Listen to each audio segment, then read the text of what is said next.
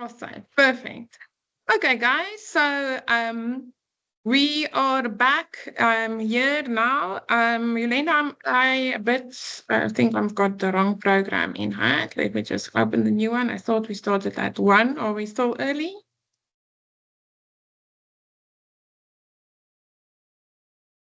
Just open the right one.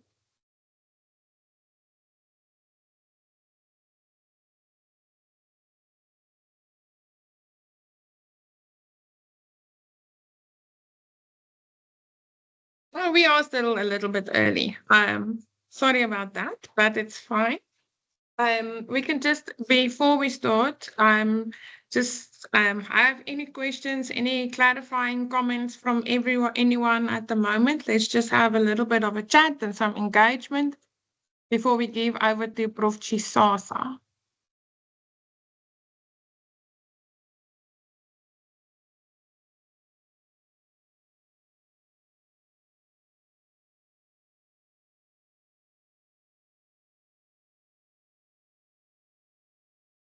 Okay. So while Perhaps, I'm a perhaps, yeah, Dr. no, Karen, we can allow that student who struggled with the, we don't know whether it was a network, who raised up her hand or his hand to ask yes. question if she or he is still here. Yes, let's see if we can't find that student. You remember the name, Dumisani?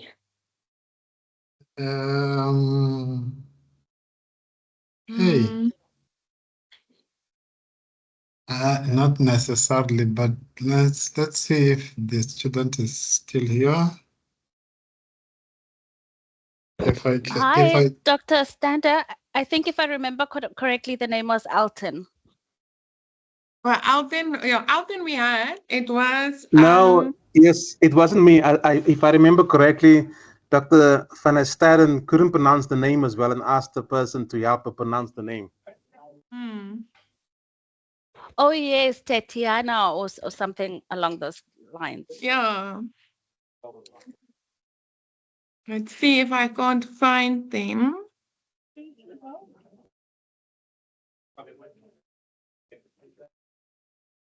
No, it doesn't look like they are still here, Dumisani. Let me go through to the end. Yeah, no, the student has left because the name was starting with a T. Yeah, so it's not here, it's fine. Okay. But Perfect. if she comes back, she can just post it on the chat like I've indicated. So thank you very much, Dr. Stander. Over to you. Thank you, Doc. Yes, no. Okay, guys. So I did start a bit early, but I really do want to hear if there are any questions, any uncertainties. I know you guys are worried a bit about the teamwork that's coming up in some of the modules. Teamwork is part of life. And a lot of students have already contacted me to want to go to new teams and new groups. And, Dumisani, I'm picking on you and Kagiso because I see you, ne? Sometimes You're you have to welcome. work. Okay. So nothing is true, ne? So sometimes you have to work with people you don't like. Kagiso and Dumisani might not want to work with me or don't understand me to work with me, or the culture seems different, or the ethics seems different, or the time seems different. But you know what? In work, we don't get a choice who we want to work with or who we don't want to work with. We all need to stand up and go there, go to Honors Week, and work together to make things better in the end, or to achieve a goal that an organization sets out for you. And perhaps now is a good time. I like using videos to teach. I think it helps a little bit. I was thinking of when I should use it, so it's a good thing that I have it. So I checked it with my audience preps beforehand, so it's not an offensive video.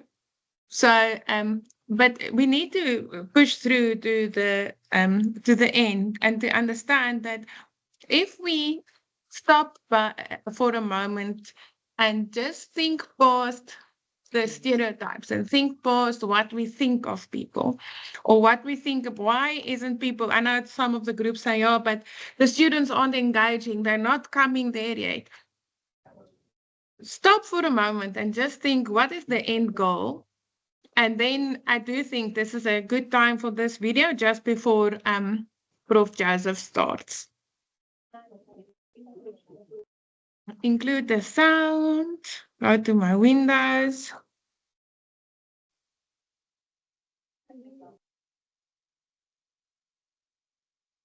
I would describe my political views as the new right. I say that I'm left. Do you hear, Dumi? Feminism today is man-hating. I would describe myself as a feminist, 100%.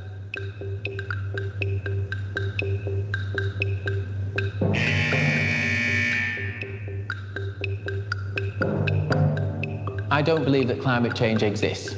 We're not taking enough action on climate change. I think it's about time these people got off their high horse and started looking for credible problems that actually exist. It's absolutely critical that trans people have their own voice. That's not right. You can't, you know, you're a man, be a man, or you're a female, be a female. Women do need to remember that we need you to have our children. Could I be friends with someone that says a woman's place is in the home?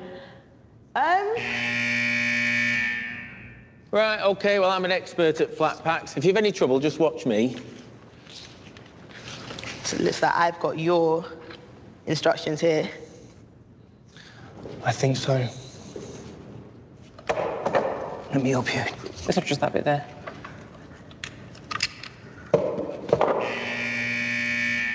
Describe what it is like to be you in 5 adjectives.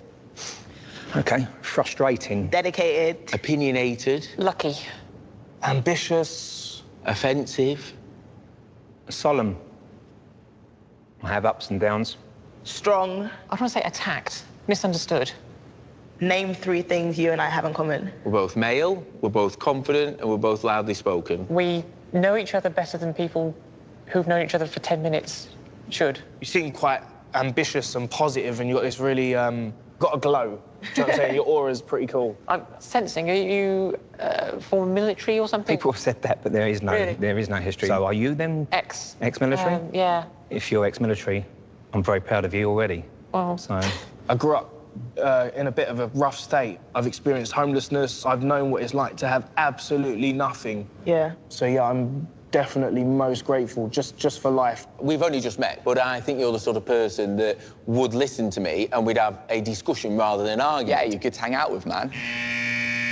let's go. Come on, Chance. Goodness sake. You're right, mate. Fitter than I look. Perfecto. Oh, yeah. There you go. So basically, I think we just built a bar. Yeah. Okay. Here you are. Each take a bottle and place it on its corresponding markings on the bar. Attention, please now stand to watch a short film. Feminism today is definitely an excuse for misandry, man-hating. If somebody said to me that climate change is destroying the world, then I'd say that is total piffle. So transgender, it is very odd. We're not set up to understand or see things like that. I am a daughter, a wife. I am transgender. I feel like the battle for feminism definitely isn't done. The fight is never going to be over, if I'm honest with you. You now have a choice. You may go, or you can stay and discuss your differences over a beer.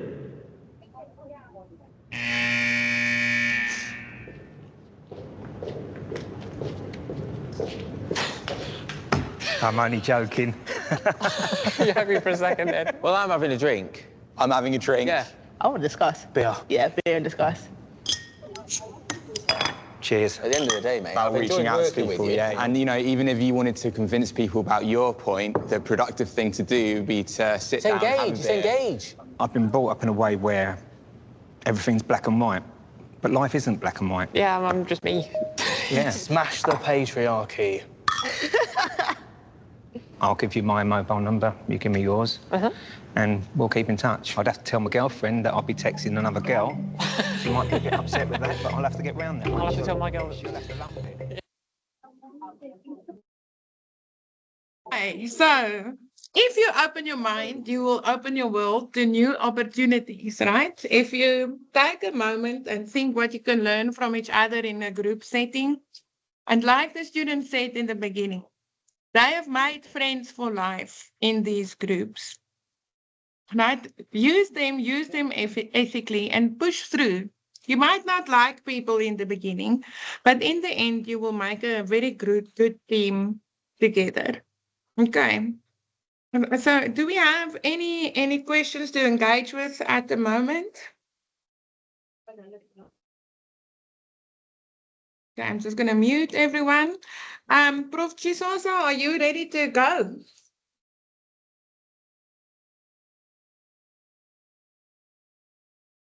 Good afternoon, Dr. Stander and all the listeners.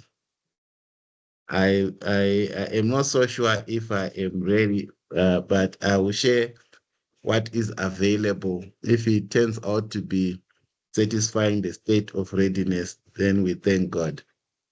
Okay, cool. Great. Yeah. Okay, then go for it, Prof. Yeah, thank you so much. Let me see now. Let me project my presentation. I struggle a lot to do PowerPoint presentations, but in this instance, I'll try to be like an academic. So I've been requested to speak about curriculum transformation. Please confirm if you can see my PowerPoint presentation. We can, Prof. Thank you very much. My task is to talk to you all about the transformation of our curriculum. Perhaps we should begin by defining what a curriculum is and what transformation is. Looking at those two constructs, we're looking at what we call sometimes the product quality mix, or PQM, which means the collectivity of all the qualifications that we offer as a university and its content. That put together constitutes the curriculum. And then transformation is, put in other words, change. When we transform, we change. In other words, we move from one point to another. So when we now talk about transformation in the context of our curriculum, we seek to change our offerings. You are aware that this country and perhaps elsewhere in the world, governments are busy trying to push various forms of transformation. And in South Africa and perhaps extend Africa, economic and political transformation are some of the transformation agendas that leaders are trying to push for. But for us as an academic institution, our contribution to the whole transformation agenda is in the area of changing what we are teaching, from what used to, how we used to teach, what we used to teach, in order to embrace the changes that have taken place across time. It is largely driven by the historical imbalances of knowledge that arose as a result of colonialism, whereupon upon arrival to Africa, our former colonizers, pushed their own knowledge systems, their own education systems, as if there were none that existed in Africa at the time and the time that followed. So that actually led to the exclusion of a significant chunk of African knowledge systems, which to this day we still lack in our curriculum across universities, across schools. And we think that this situation cannot be perpetuated. Now more than ever is the time for us to start looking at what needs to be done, beginning with a gap analysis of knowledge, a gap analysis of methodologies. And if we do that, we will then be able to capture some of the material knowledge that we missed and we miss to this day. So that butterfly that you see there is just a summary or a model of curriculum transformation, which brings in concepts such as what can I say now? Modernity, epistemic freedom, African knowledge systems, especially decoloniality, and then infusion of African epistemologies and philosophies within the PQM. All those big words said should actually leave you knowing that what we are talking about is that our education system needs to be Africanized. It needs to be, to take into account all those good things that we used to do that were excluded from how we develop our own learning materials. I think pinned to curriculum transformation is also the concept of language transformation, because as we change the content and methods of teaching, we also need to take into account that in present day, the language that we use to teach our students is predominantly English. And I think in South Africa, for quite some time, English and Afrikaans were top up there.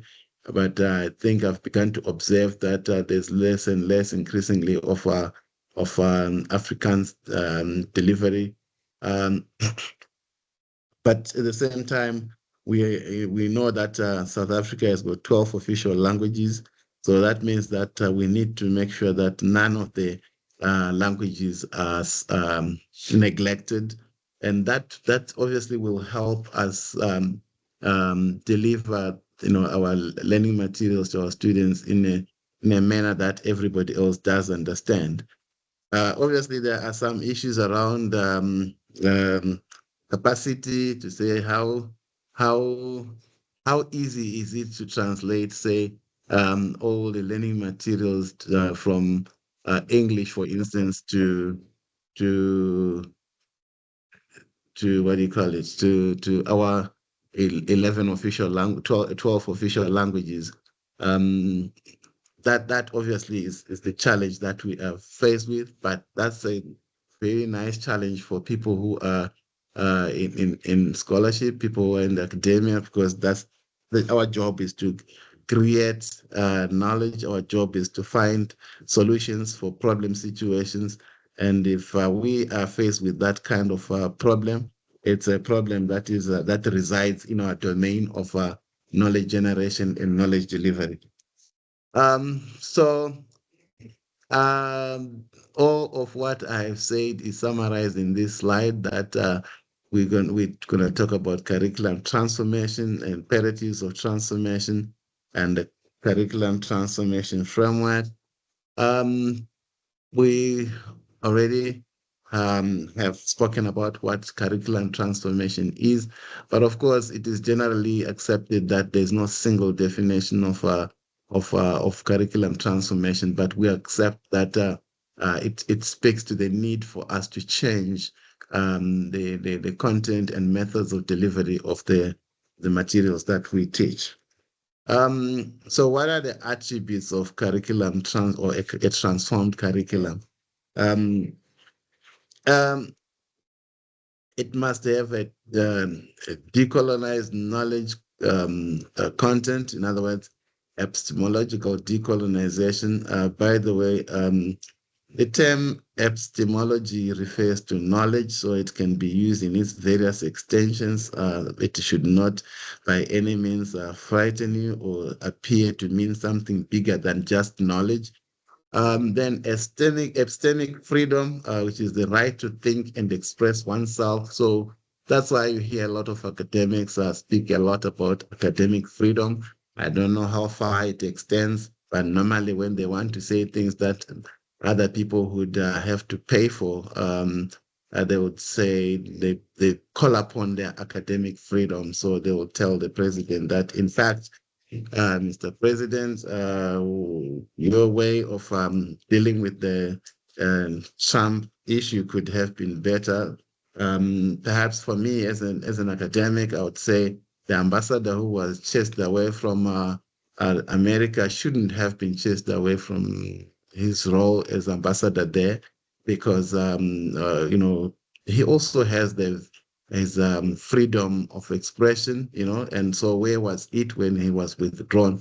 Some people argue that perhaps if you are in a country where you live, why would you want to say something bad about the person, about your host, but that does not, the fact that someone is your host does not necessarily mean that they are clean or they are perfect. They also could be misfiring in various aspects which you pick up, and therefore what is wrong with you telling them to be in order.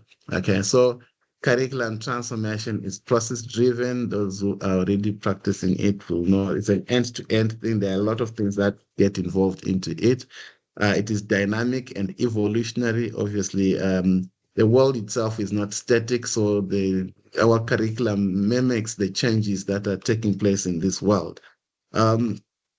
Curriculum transformation must be aligned with the vision and mission of the University of South Africa.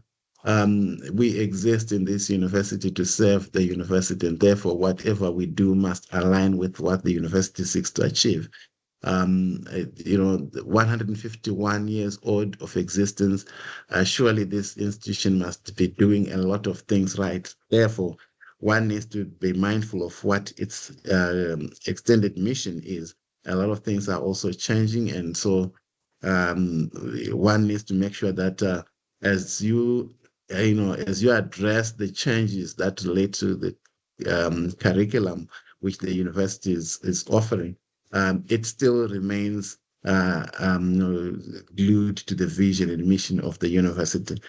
New programs and modules will always characterize curriculum transformation. Aesthetic curriculum is one that does not serve anybody at all, because it falls behind the reality of change, the reality of a dynamic society that we live in. Therefore, when you are offering education as a service and preparing students for the world out there, you got to make sure that they're prepared enough and such that as they leave or as they graduate, they fit squarely into the workspace or into the entrepreneurship space, as the case may be. So that calls for us to constantly look at what industry is, where industry is in terms of practice in relation to what we teach. Only yesterday that I was attending a conference in Johannesburg hosted by LexisNexis, I think. Yeah, they are a risk management entity. A lot of the conversations there were around the lack of formal training in compliance risk management. By the way, my home is the Department of Finance, Risk Management and Banking, so my interest in that conference aligns with what we teach in the department. And it was very interesting to learn that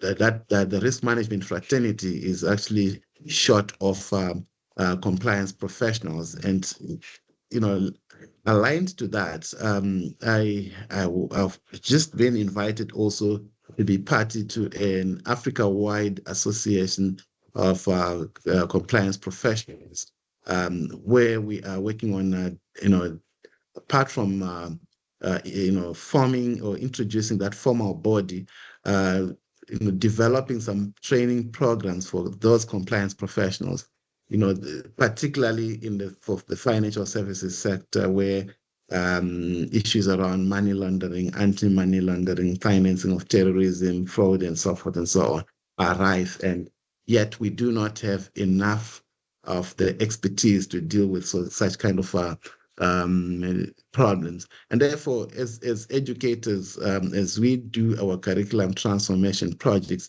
we need to make sure that our programs still speak to what is required in the industry, speak to the life that we are living in business and social circles. So our modules must also fit into the broader program and have that coherence, as the case may be. So to do that, we have to make sure that our product qualification mix is always revised from time to time.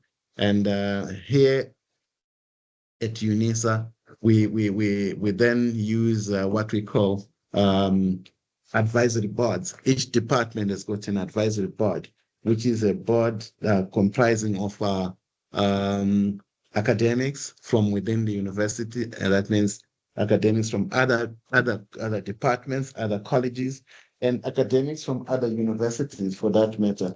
And then we invite industry practitioners so that they can also inform us things that we are not doing that they need, and bearing in mind that we train not for ourselves but for the industry and extend society, so to speak. As we do all of this and thinking we are doing this for our students, we need to know who our students are. As universities, as academia, our main stakeholder is the student. So we need to understand the demographics of the students. So, as you will know by now that the old University of South Africa that served an average 35 plus years student is no longer that. Nowadays we have got a lot more of the younger generation and less and less of the old students as they also exit the education system. So that's very important for us to know, because then we also need to then see how we can resource ourselves as we prepare to serve them. So curriculum transformation contributes to diversity initiatives aimed at institutional transformation, and above all, it must be inclusive. I think we as an open distance and e-learning university, our biggest challenge is to serve students that do not come to class, students that learn from wherever they are. And perhaps on the flip side, it becomes a huge benefit to our students and staff also, because we can do business from any part of the world and at any time of the day or night. So as we move with our curriculum transformation agenda, we need to also look at how different our students are. We have students that have visual impairment, students that have physical disabilities. Our role is to make sure that none of those students are prejudiced. We have to make sure that we cater for them all. So key concepts, perhaps classified under coloniality and decoloniality. As you can see there, I spoke a lot about epistemology. Yes. We lost your slides. Oh, can you see this one? No, try and share again, please. Okay. Can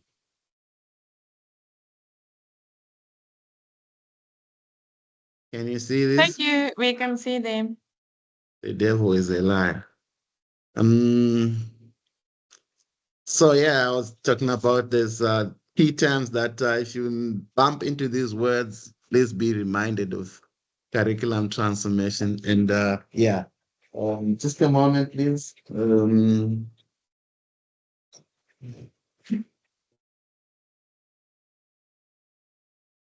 Okay, so the biggest thing with curriculum transformation is the fact that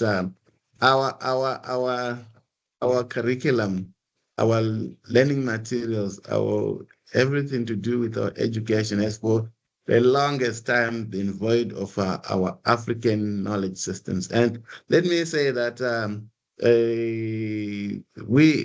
I also last year in November we hosted. When I say we, I mean the College of Economic and Management Sciences hosted the Foundation of African Royals, here by Senate Hall.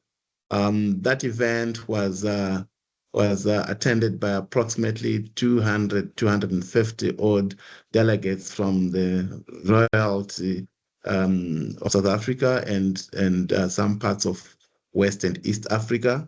We had a chance to throw in there this snippet of curriculum transformation with a little dose of financial literacy. The feedback that we got was quite exciting, and it taught us that while we sit with the custodians of knowledge, we are actually not tapping into that knowledge. So we need to use the resources at our disposal to enrich our own curriculum, as I speak, there's yet another event as a follow-up event that will be hosted by us again on the 21st to the 23rd of May. You are all invited, where we will speak again about curriculum transformation. But alongside that, we will also speak about gender-based violence. So we'll see how we can then infuse all those experiences on gender-based violence into our curriculum. Fortunately, this is a university-wide event, so I'm hoping that our colleagues from human sciences, from law, will also be present so that they can pick whatever they can and include it or infuse it into their own respective curricula. Let me see what is happening to me now. Okay. The imperatives of transformation. Okay. Transformation must provide wider access to higher education. I think we're beginning to see a lot of this happen. A lot of work has been done. I think credit where it is deserved. Government of South Africa has done a lot insofar as ensuring that our people have got access to higher education. It's not a single day event. It's a project. It's ongoing. Money is required, but I can tell you also that South Africa has arguably one of the biggest budgets for education across the world. So it's quite a positive thing. Then we also want to see equal job opportunities, especially after we have done our work insofar as transforming our education space. Then that should feed into equal job opportunities across societies. Job satisfaction also, and increased funding for continuous professional learning. Let me say that continuous professional learning is very, very, very important, especially after we've acquired our qualifications from varsity.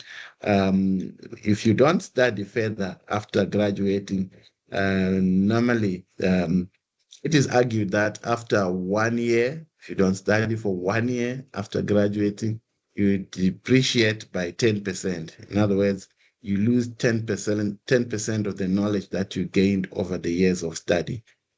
Year 2, you are down to 80%. In other words, you've lost 20% of your knowledge. Then you can do your numbers. For those of you who still remember the depreciation method of reducing balance, or straight line method, whichever is applicable. By the end of the 10th year, you don't know anything, you must go back to school. All that said, we operate in, is guided by the UNISA's 2030 strategic plan, which has embraced the call to transform its curriculum. I must emphasize that curriculum transformation is not optional, not only at UNISA, but across South Africa. And I can tell you also that across Africa, curriculum transformation is not optional. I happen to also work a little bit with the Africa Union Commission, where we, looking at the implementation of the Agenda 2063. Conversations around curriculum transformation are all over the corridors. So, yeah. Strategic focus area 4 of UNISA's operational plan seeks to expedite curriculum transformation through the transformation of governance, student and workforce composition, the research agenda, and curriculum. My word of encouragement would be for some of you to look at research projects that speak to some of these, these aspects of curriculum transformation, and perhaps by extension, language transformation, and other facets of transformation to make sure that we achieve the good lives, the progress, and economic development that we so dearly need. This little butterfly sums up the things that would go into a curriculum transformation framework.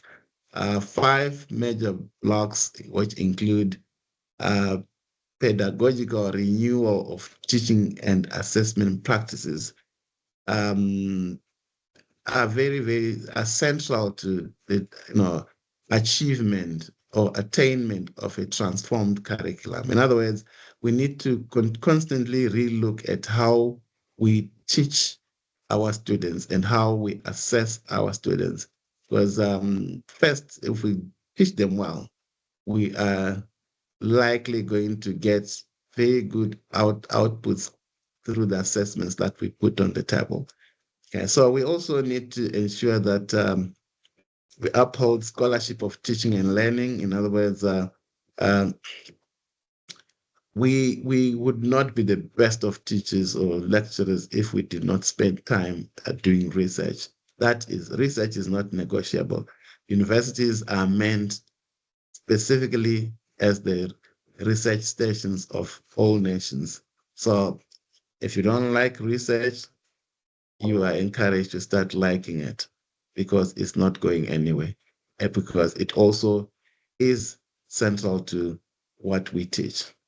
Then we also need to infuse African epistemologies and philosophies within PQM. I think I've overemphasized this, that African knowledge systems are an identity. We cannot go about boasting of knowledge of how the Mexicans go about their business, how the Americans, like we do. Most of us really like to be associated with the Western world, which I think is a pity, because we tend to subordinate our knowledge systems to those of the West. And for what reason, I don't really know. I don't want to know, actually.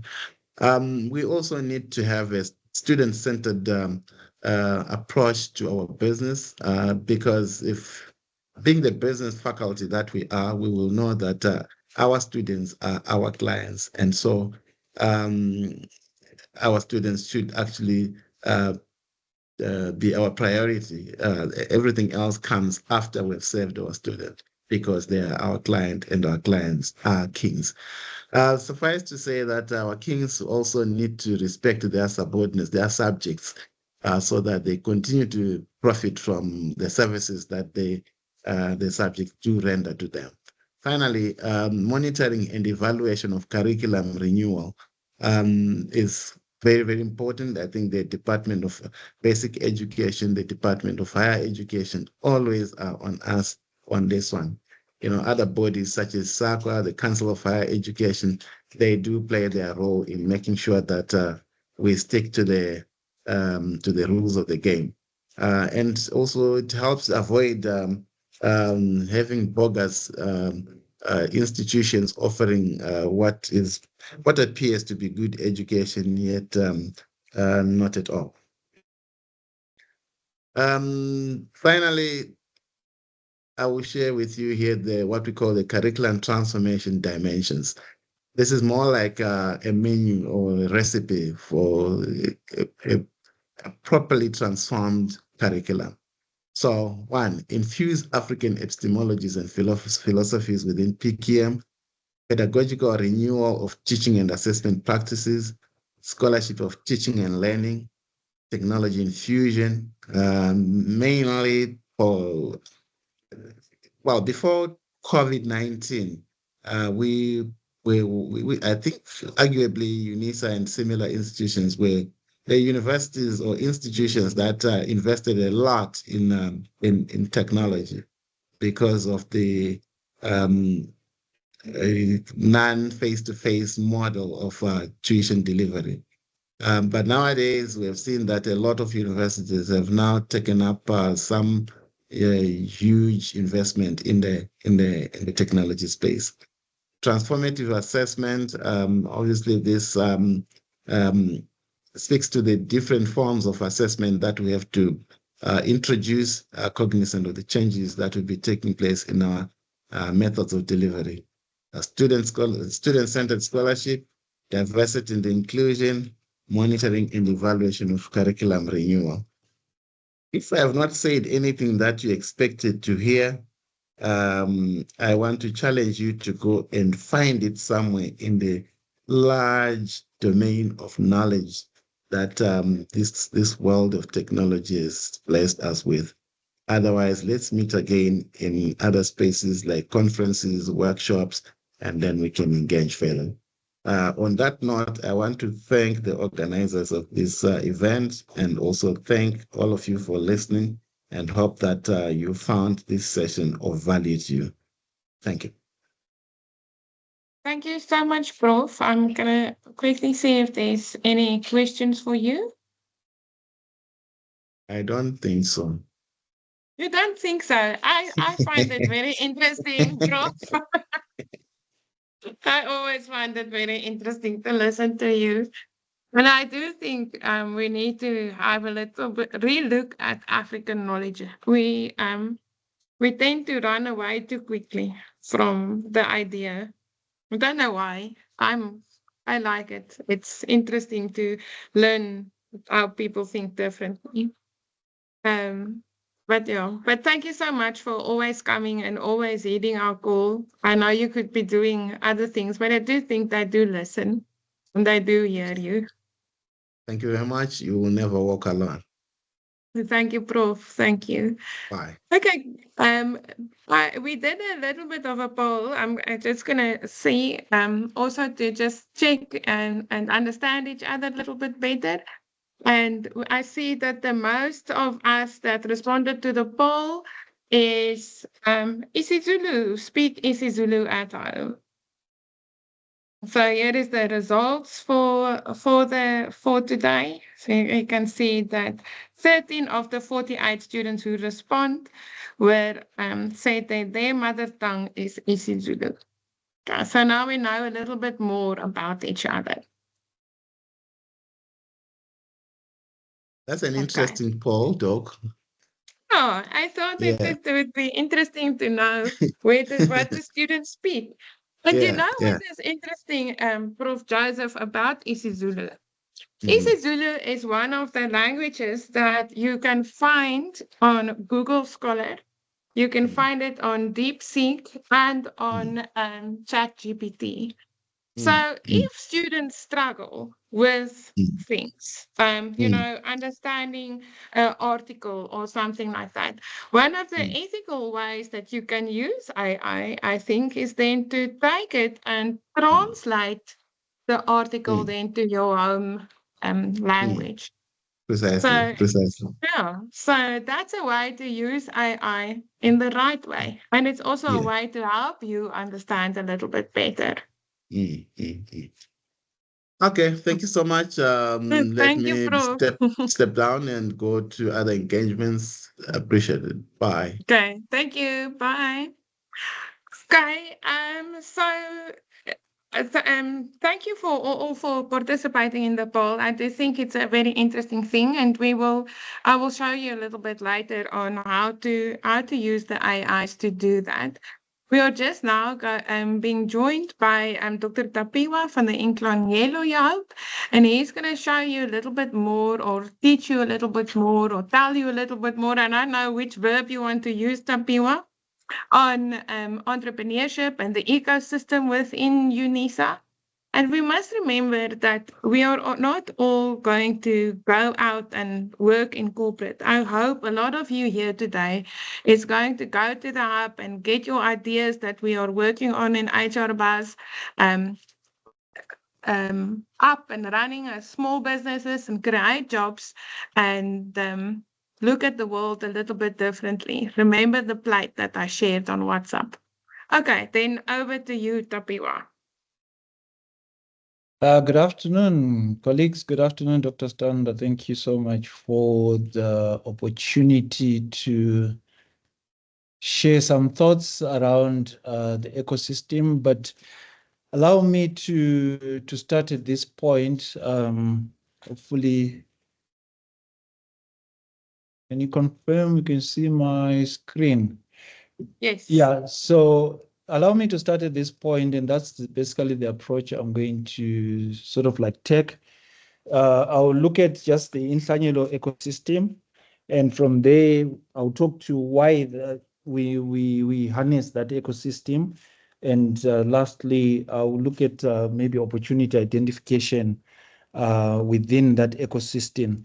Some things may apply directly to the hub in terms of our ecosystem, but I'm very sure that you can utilize the same approach that I'm going to share with you to identify opportunities that exist in our surrounding, opportunities that exist in things that we see on a day-to-day basis.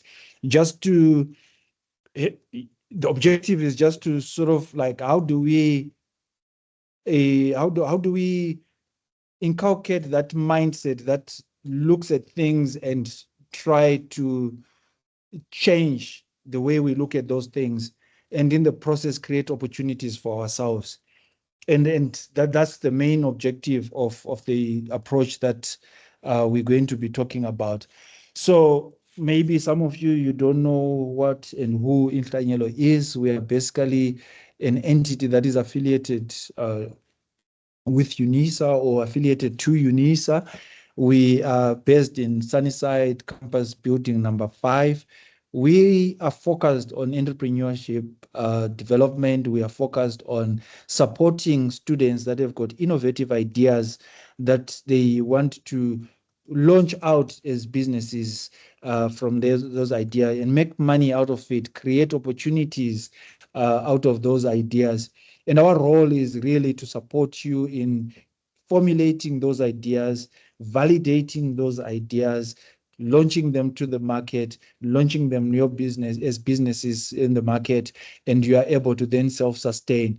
And in the process, like you said, Dr. Stan, it's not everyone who is going to be running a business, but as others create businesses, they hire others, and that then creates the employment opportunities that we then are all looking for or talking about. And we've seen this work. For example, we ran a program in Mariko, and one of the participants is a business we supported, ended up hiring 2 more of his colleagues who were in the same class. And I'm hoping that this is what we are all trying to get to. So allow me to just start on this, just to share the ecosystem that we have here at the hub and why we harness this. And the idea is really to support the entrepreneurs who are individuals who have got a drive to start their own, create solutions for life's problems that they encounter. And these are foremost part of the of the ecosystem. Not that others are not important, but our main focus is to be able to look at the entrepreneurs who can be, as you, honor students, as anyone who is in that space. You are starting up an initiative, you have an idea that you really believe in. You're part of the system. You're part of those that we support. You're part of those that give the reason of our existence as the hub. And following on from those, they need money who then put, they need people who then put money into supporting these ideas, who are the investors. And we are creating this ecosystem as well to be able to say, when we have given you the support that we give you at the hub, in terms of your business ideas or whatever solution that you are coming up with, we'll then make you funding ready. In other words, you go through our processes, you become ready for investors to be talking to you, to have the confidence that they can now put money. There's a lot of work that go into it. It's not child's play, but we are willing to walk the journey with you and give you the support. And how we give you that support is through our mentors and advisors. We have a team of business advisors that once you've completed your ideation phase, you've now completed it with a minimum viable product. There's a lot of work, there's a lot of iteration, you go back and forth, you're given feedback, some you will like, some you will not like. Work on it. You insist on, committing and dedicating to working on it. When you are now at a point where we now saying your solution is validated and is believable and it can get a market for customers who are willing to pay for it, we can then allocate an advisor or a mentor to journey with you. And these are people who are experienced in different industries, in different sectors. What we try and do here is to look at your sector or the business where you are operating in, and we look at the experiences the mentors have, and we match the two so that we create that chemistry between the mentor and the mentee, or the advisor and the one who is being advised, to ensure that the advice that is given speaks to the challenges and the opportunities that exist within the specific industries. We also, because you're already part of UNISA, you're part of the educational institutions that we work with. And at the hub, we believe in collaborating. So within our ecosystem, we have got TVET colleges, we have got, educational colleges that, capacitate in terms of the qualification and in terms of whatever skill you might have acquired before and you may want to acquire in the future. We harness these relationships that we have for the benefit of the students, so that should it be that you want to run a particular business that requires somebody who has a skill in a different place altogether, we look into our ecosystem, reach out, look at how that can be merged, and we can then begin to look at how do you then, together with the others, create a business opportunity that both of you can run. The other one as well is looking at government policy. It's important because it's supportive in terms of the work that we do. And you will find within our space, we have collaborations with different entities that we try and create. Some of them could be economic development agencies that are in different provinces. And that, again, is brought in here to try and create a holistic support system that we can give to those who are in our space and the ones we are supporting in terms of either business idea, which is being developed, or into the business mentorship, which you're already establishing in terms of the market. And also it could be for funding purposes as well. In terms of infrastructure, if you are in Gauteng, and particularly here in Pretoria, we have co-working spaces that we can make available for those that are in that space. Connectivity is available, office space, furniture, anything you really would require around that aspect or those aspects, you will get that support. Then in terms of the research and development, and again, we're an education institution, Prof. Sasa was speaking earlier around research. We need to have our own research here, not only to read others in the developed world. Let's create our research spaces. And with this, our ideas are also around having invention and makerspace studios that will then have different equipment in them in terms of your 3D printing, your CNC machines, and all kinds of machines that will then allow you to design and be able to prototype with relative ease in terms of the work. And what then comes out of the lab needs to go into the market, and then it can then be put out there as a business venture that is supported by hardcore science that would have been well researched, that would have been created in the lab. So we have also that support system that we're putting together around converting from the lab to the market, in all talking to the idea to support not only those that are in the social sciences, but even those that are in the hardcore science space. We are there to give the support. And then network opportunities, we have events, we've got webinars, we've got ideation programs that run on online. You meet different people that you meet, all to be able to harness these opportunities for yourself as well, for whatever purpose you may want to. But our goal here is to drive creation of business ventures by students and also the communities where we operate. And we also look at and run market access programs. These are designed to be able to give you opportunities to access different markets that ordinarily on your own you would not be able to access. Coincidentally, there is a program that we've just going to be finalizing in a short while, which is just a soft landing program that opens up different market spaces for people who may want to enter into other markets outside of South Africa. And we have got finally the support organizations that we're working with, Chamber of Commerce's, NGOs or other NGOs. As an NPC ourselves, we like I mentioned already, we realize we don't work on our own.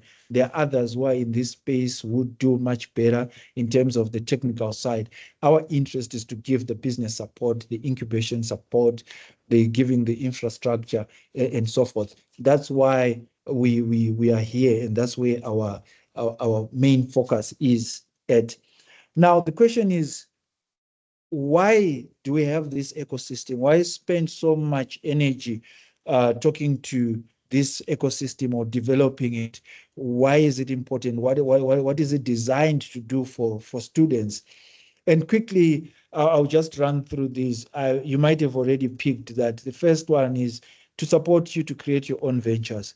And in the hope that when you've got your own venture, you can create one more person, and we can then all of us contribute to reducing unemployment. So we are there to give you the support to create your own business ventures, but there's a lot of work that you have got to put in beyond your academic studies. The second one, again, talking about employment and self-employment opportunities. And we continuously harness these conversations. Just as before I joined, we were also just talking to one of the UN agencies. Again, we're trying to find how do we create opportunities for women? How do we create opportunities that will then allow them to be able to economically be empowered and participate in different sectors of the economy? And our programs are also just basically designed around that. We have programs that are focusing on women, around those that have qualified in different artisanry fields, in fashion, in drone diva, in drone industry, in creative media. These are all that are designed to give that support, to equip you with the technical skills, and thereafter you then need to be then coming with business support that we then offer. And again, in all what we do in harnessing the ecosystem, we are trying to integrate innovation, research into the different businesses as well. So again, depending on the field, I spoke earlier about from the lab to the market. This is what is also designed to do. What I will share with you just in the next slide in terms of opportunity identification, it's around that. What techniques can you use to actually come up with ideas and identify opportunities that may exist? And in terms of the long-term view of it, which we take, is creating sustainable economic participation and also being resilient in terms of the business that you would have started. Our support is designed for that as well, to ensure that we just don't start a business that will fail next year and the year after. It's there for longer. It's there to be sustainable in terms of if you are to follow the processes that we use here at the hub, you'll be in a position to be able to then get this going. So I'm going to then talk to the opportunity identification within the ecosystem I've talked about, or you can really utilize this in general. So one of the methods that we use is the Scamper, right, which is really an abbreviation of what I will talk to now. But it's a versatile technique that can actually be applied in various spaces or in various challenges. You can even use it in your research space. For example, if you're going to do your HR bus module, which is a research module, you can actually apply the same technique, which is really looking at what is existing, right? How do you really look at what's in existence for the purposes of coming up with a different solution or a solution that can actually be tailor-made for something else. So the first one is around, how do I substitute? So you're looking at an element or elements or components or materials, right, from something that is already there. And you're saying, how can I substitute this, right, to create an opportunity for yourself? And by you asking the question, what can I replace it with? Are there any alternative materials that can be made? So especially in this time where there's so much hype around being environmentally conscious, climate issues and stuff, you look at what's around you or products that you use on a day-to-day basis, and you can say to yourself, what components make this thing can be replaced in something that is environmentally friendly? And you use that. You then begin to design something that is completely new using the substituted materials that you would have created. So that's one method that you can actually then just look at. The second one is in essence around combining certain elements, and you combine certain opportunities. And in combining these, you are then also then trying to create opportunities that can be considered for your own purposes. And you are taking ideas from different places. And this is really something not new. Remember, I'm sure you've seen from different words being combined together and to come up with a new word. So, for example, you have got fantastic and fabulous being combined into fantabulous. It's a new word that has been created.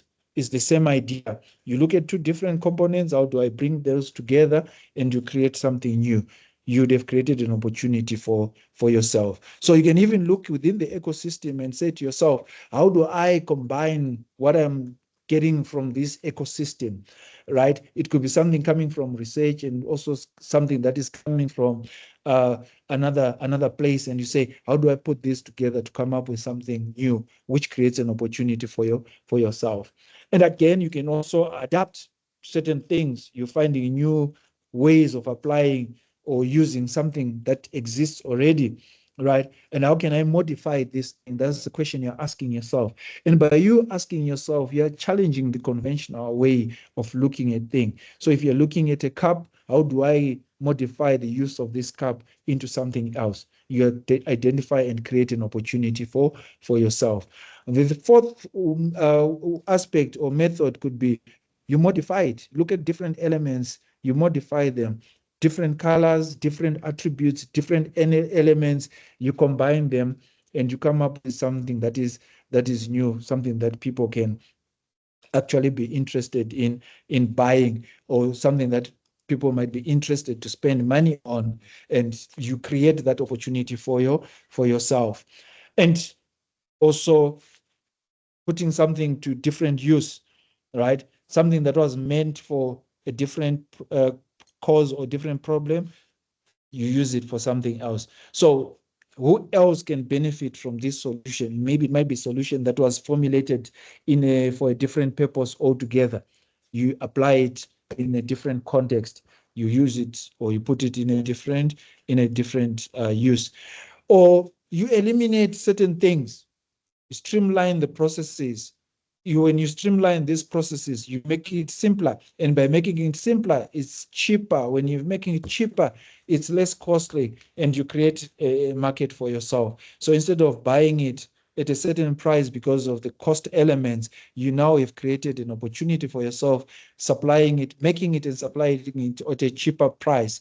And you are now in a position to be able to sell it at a cheaper price. And then you enter into the market. So your go-to strategy is based on penetration, price, or price differentiating. In other words, you're competing on price because you've found a way of streamlining the processes, and you've created an opportunity for yourself. And the next, the last one is around the reverse, right? Just challenge the order in which things happen. So here you've got to apply some divergent thinking, right? Don't look at things the same way everyone else is looking at it. Apply some divergent thinking, come up with different ways of looking at it, rearrange the components, and create something that has got a different solution or different perspective altogether. So within the UNISA ecosystem, try and look at the different departments, different entities, the different aspects of the whole university ecosystem that I have shared with you. And you're saying to yourself, how do I then create opportunities for myself? It could be things that you can substitute. It could be things that you can combine. It can be things that you can adapt. It can be things that you can modify or replace. It can be things that you can streamline. Share those and create opportunities for yourself. Validate, and when I'm saying share, validate that idea so that people ask you the uncomfortable questions, so you can rework it, rejig it until you get to a point where you've got something that is solid and can be taken to the market. So this is the idea behind how you can actually harness the ecosystem, even in the way in which we run the programs and create the programs that we run here at the Hub. Just like I said earlier, we just finished a meeting with the UN agency. What they have shared with us, there are certain things that we can actually rejig, right, and roll out the same programs, but suited for what they are asking for. And in that way, we can then create these opportunities for ourselves as the Hub to be able to run different programs that address different problems that exist within our communities. So I will stop. Okay, let me just talk to this one. How do you effectively use the approach that I have just shared? So the first step is to be able to be clear on the problem that you're trying to solve, right? And from your research modules and from what you're doing in research, this is an important aspect. Do you understand the problem that you're trying to solve? And if you do, then you can then be ready to use the Scamper approach that I've shared with you. If not, talk to people, ask questions until you understand that what you are seeing as the problem is really a problem, so that you don't go and look and formulate for a solution that is now looking for a problem to solve. You start from the problem identification and be clear that it is for sure a problem. And you also need to then identify who is suffering this problem, who is to suffer most because of this problem. Talk to them, understand, and you are bringing empathy into it. This is where now the design thinking aspect comes into play. And the third one, then you now need to ask questions. You bringing in aspects around creative thinking, systems thinking. How do these connect? What you have found out, how do they connect? You're now connecting the dots from what you have heard and what you have talked to in terms of the phase of empathizing and problem identification. And then the fourth step then would be you brainstorm, bring out ideas, and there are different methods which you can use. Just mind maps as an example, right? You create mind maps on that. Just list the possible before you start doing the evaluation of those solutions or that you're trying to formulate. And from there, you come up with a prototype. And the prototype doesn't need to be a high fidelity. In other words, it doesn't need to be expensive. It doesn't need to be something that you need to go and use a 3D printer for. It can be a low fidelity, just a diagram, a design, a cardboard box that is cut out. But it works. It can show that the idea is viable and it can find traction within the market. And if you follow these 6 steps, you should be in a position to apply the Scamper model that I've shared with you, where you are saying, how do I substitute? How do I combine? How do I adapt? How do I modify? How do I put to another use? How do I then reverse the whole process? How do I eliminate certain processes to streamline them? If you apply this, you'll be in a position to really come up with new ways of looking at things and create opportunities for yourselves. Some of them might actually evolve into business opportunities.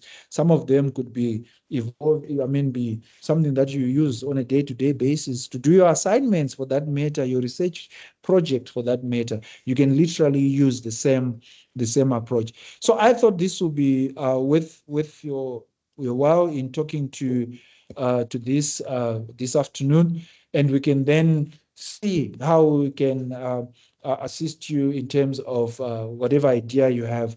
But your first port of call would be joining our ideation program, which runs on online. See out for the call. We always share it on different UNISA platforms. Be part of that call. We can take up to a maximum of 500 people on any group. Once you complete that with a minimum viable product, you can then get into our business canvas model, which is now more drilling into the elements of setting up and validating your idea. And then from there, if your idea is proven to have good potential, we can then talk to you about giving you the business support and working with the business advisor. And that's what we do here at Inhlanyelo. So your first entry point will be part of the ideation program that run online. There are some that also run online in different regions. So watch out for the call on different UNISA platforms. Just as an exercise, what's in front of you? A pen, a cup, a water bottle. The next question is, how do you Scamper it? How can you Scamper it, right? And then you can try and experiment and come up with a business idea or a new solution or whatever it is that you may want to. Practice with that. And the more you practice, the more it gets to be second nature to you, and the more it's more beneficial for you. I will end here, Doc Standa, and I'm not sure if there are any questions.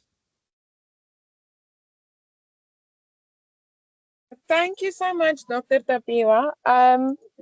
I don't see any hands. Guys, you have any questions for Tapiwa? Dr. Stander, perhaps a quick one. Go ahead. Yes, Dr. Tapiwa, thank you very much for your presentation. I think me and you, we are in the same space of providing training to our prospective students.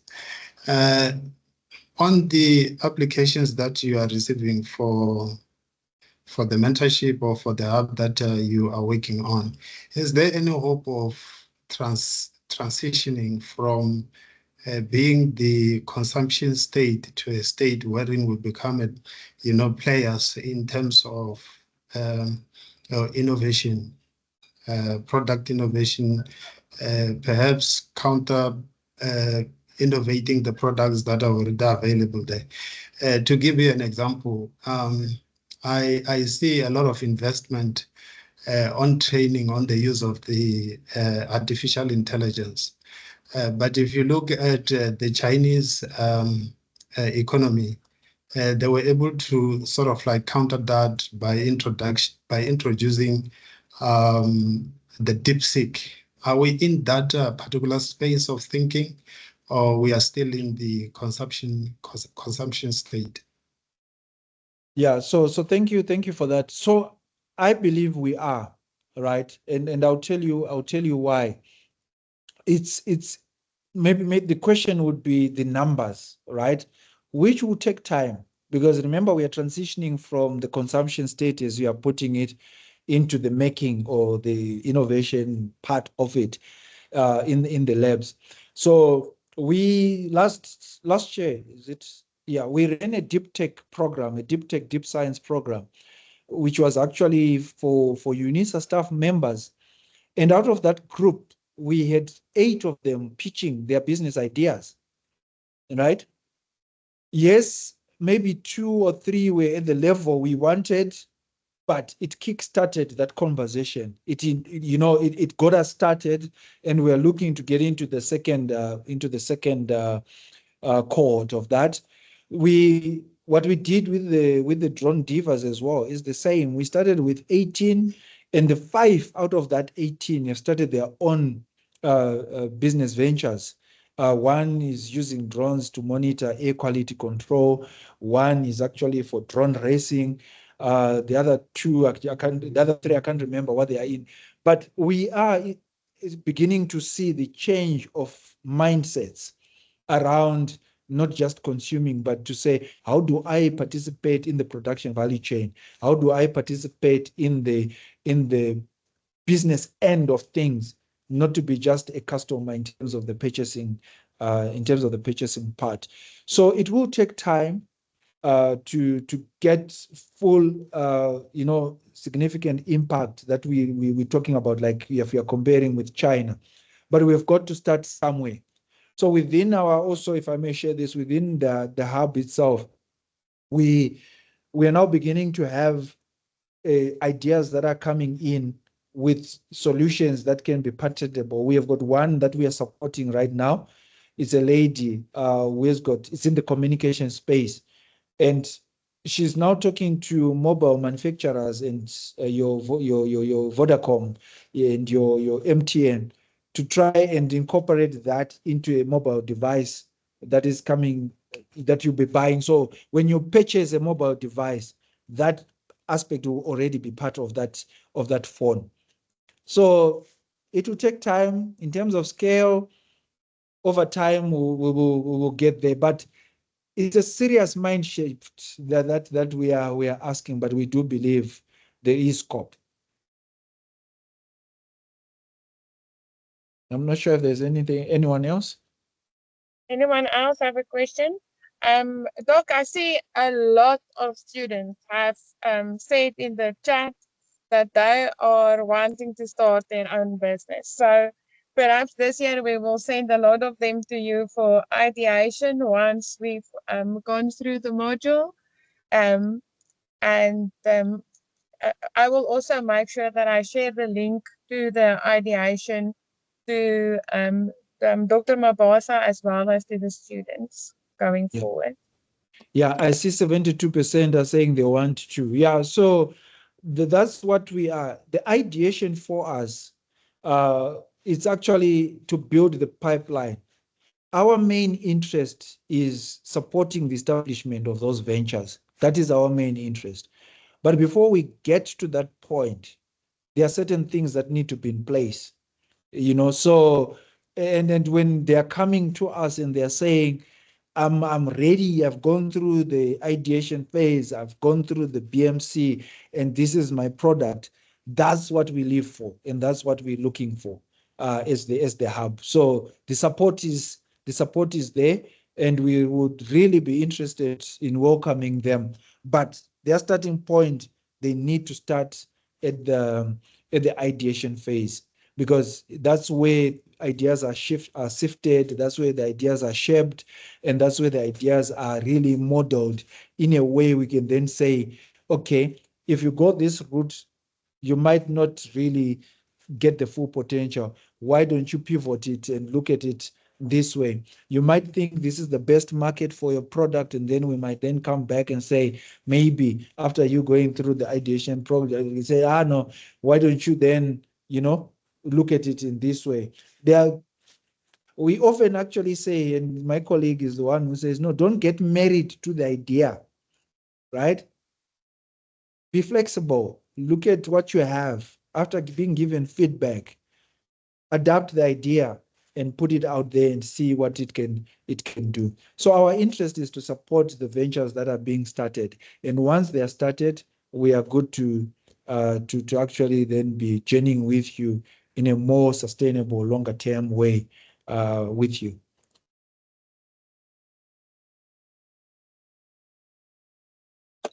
Okay, great. Thank you so much, Tapiwa. We will definitely keep a mind open for that, and students will also hear that. Sorry, sorry, I'm very sorry. Okay, I do think that, and I'm not sure. I just saw a message coming through. If Richard and David is still in the meeting already. Thank you, Tapia, so much for joining us today and for spending time with the students. I do think like we see that most students here today are here actually to find out how can they start this journey of becoming an entrepreneur. So thank you so much for that. No, thank you for the opportunity. I think you and I will need to touch base later on for something else, but yeah, thank you for facilitating this conversation.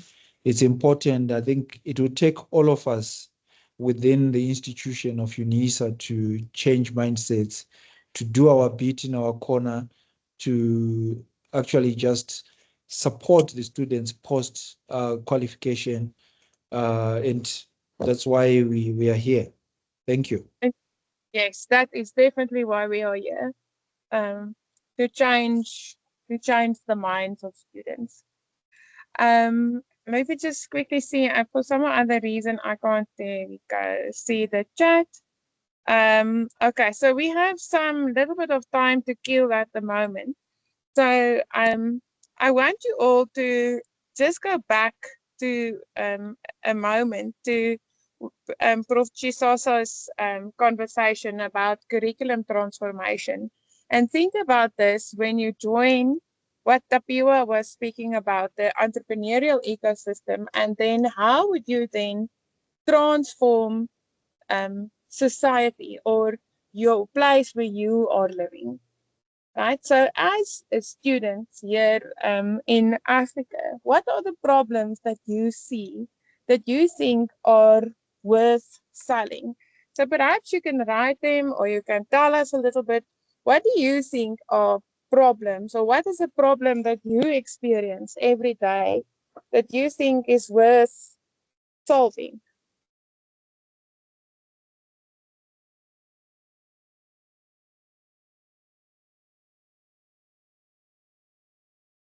Okay, if you are too shy to speak, you're welcome to put it up in the chat.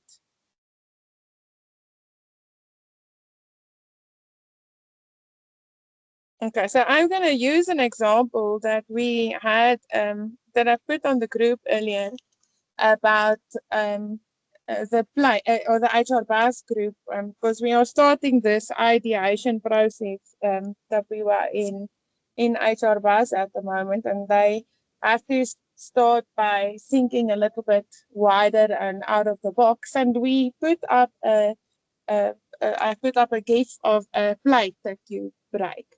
So I'm going to ask everyone to tell me what happens, and those of you that were on the group when we had this discussion. So what happens when you take a porcelain plate and you break it? What's left?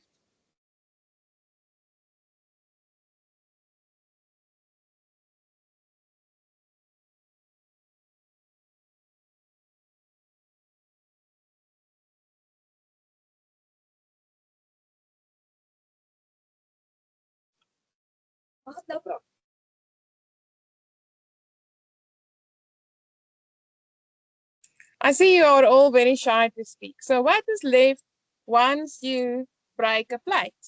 Come on, guys.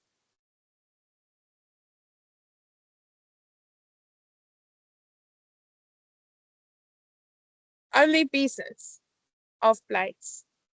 Okay, so if you only have pieces of plates, what do you do with those pieces of plates? How do you create value with those pieces of plates? Can you put some suggestions with, I'll say, broken pieces? Thank you. So what can you do with broken pieces of plates?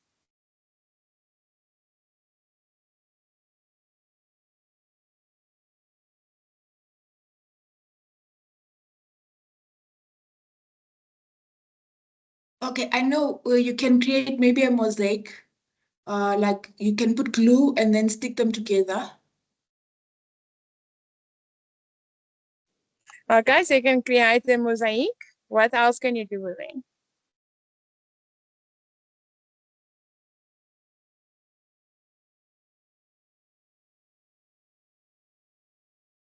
You can mash it, make powder, and make a new item altogether. Yeah, that you can also do that. So when we tackle problems, the other day I saw a very interesting product that they developed in Sri Lanka, right, from food scraps, and I will share the link here just now, where they actually took the very phosphorus food scraps and they created a film from rotten food, and they coated windows with that, and that creates energy. So rather than solar, and you don't need full direct sunlight for it, you can just add a film to your window and it creates energy to power your house through old food scraps. So guys, while energy is a problem and the building material is a problem and all these things that you see around you, there's also things that you never think of as solutions to problems. So what is important when you start a business is that you stop for a moment and not see a food scrap and you not see a piece of broken glass, but that you see a solution, right, in that. You can take that powder that you created from a piece of broken glass, and you can create almost anything from it. Right? You can melt the glass and blow it into a beautiful vase, but for a moment you need to stop and not just see broken pieces or rotten fruit. Okay. I just want to see, is David and Richard in? Hi, Dr. Sandra. Yes, I'm ready to go. Richard will follow me. So yes, we are ready. Okay, perfect. Then you guys can go ahead. All right, good afternoon, everyone. I hope you guys are well on a nice rainy day. Well, where I am currently, it's raining nicely. So yes, I'm David Hofstad. I'm part of the Adolf team. I just want to quickly change my setting. I'm with Richard Wright, although he's currently in another meeting, but he will join us shortly. So we're going to be speaking about MyUNISA, my modules. Okay, so if you are new to UNISA, I think this will be very, very useful for you. And if you've been with UNISA for a while, then we're also going to showcase all the other courses that we have available on our Adolf platform, which are 100% free, that you can learn. And when you've got that spare time, that is, things like AI and mobile masterclass and all such things like that. So Richard will also be going into depth and showing you guys how to self-enroll for these free courses, and that you can also share with anybody because they're on an open platform.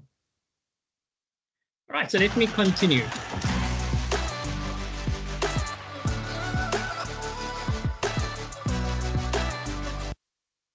Okay, so yes, this session is recorded because we always do get that question. So, yep, let me just continue. Okay, so guys, we're just going to run through a bit of a program. Okay, so we've got I think we've got an hour to cover. So sit back and relax, grab your cup of coffee, and then I'm going to run through some of this. And as I said, Richard then will also continue. So I'm going to cover basically the MyUNISA element, all right, and then the Adolf LMS, the Learning Management System, LMS, the basic skills for navigating my modules, the forums and assessments. Now, as I said, if you are a student and you've been a student for a while, you might see, okay, this is not interesting for me.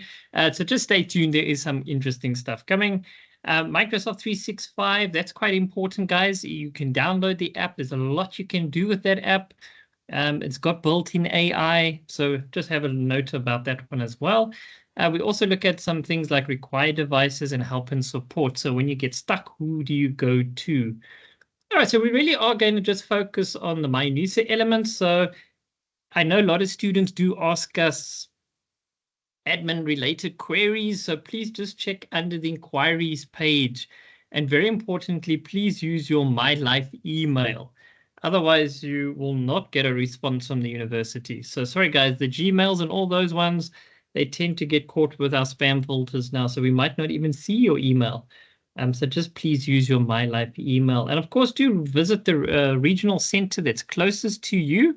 It's always a good idea just to go meet the people that are there, the guys in the computer labs and the library and the tutorial offices, so that you know when you've got a problem or if you want information, who's the person that you can reach out to.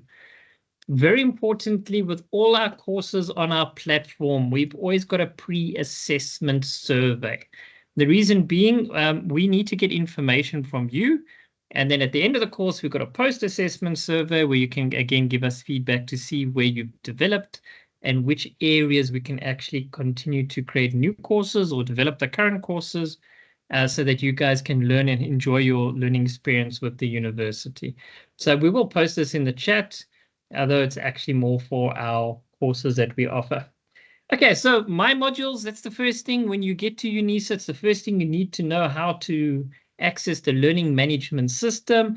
And what we did is we created this wonderful little course. It won't take you that long, maybe an hour. And then it runs through everything from MyUnisa, how to log into MyUnisa, how to check the calendar, your student profile, how to add your profile picture, guys. You actually do need to do that. I'm just quickly scrolling down and I can see there are a couple of students who do have profile pics, but the rest of you guys, I see you don't have anything. So just take note, for proctoring, some of the tools are going to require you to have profile pictures. So please do go and check out those settings, how to do it, very easy to do. How to view the courses, the module content, where your assignments are sitting and the grades, how to use the direct messaging option and things like that. And of course, then logging out. So you'll see this first module really is an introduction. Takes you maybe an hour, hour and a half. You run through it. We've got steps, we've got videos. You simply just go see, okay, this is how it works. And then you'll be up to speed with everybody else.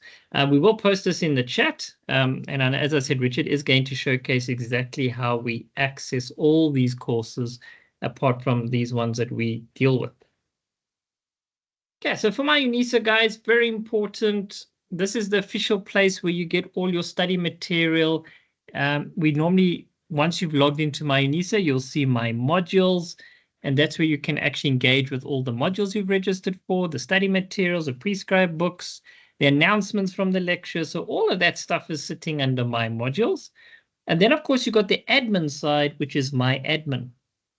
Okay, so that's where you can get your academic record and your registration and the financial statements and all those academic things that you might need to know about.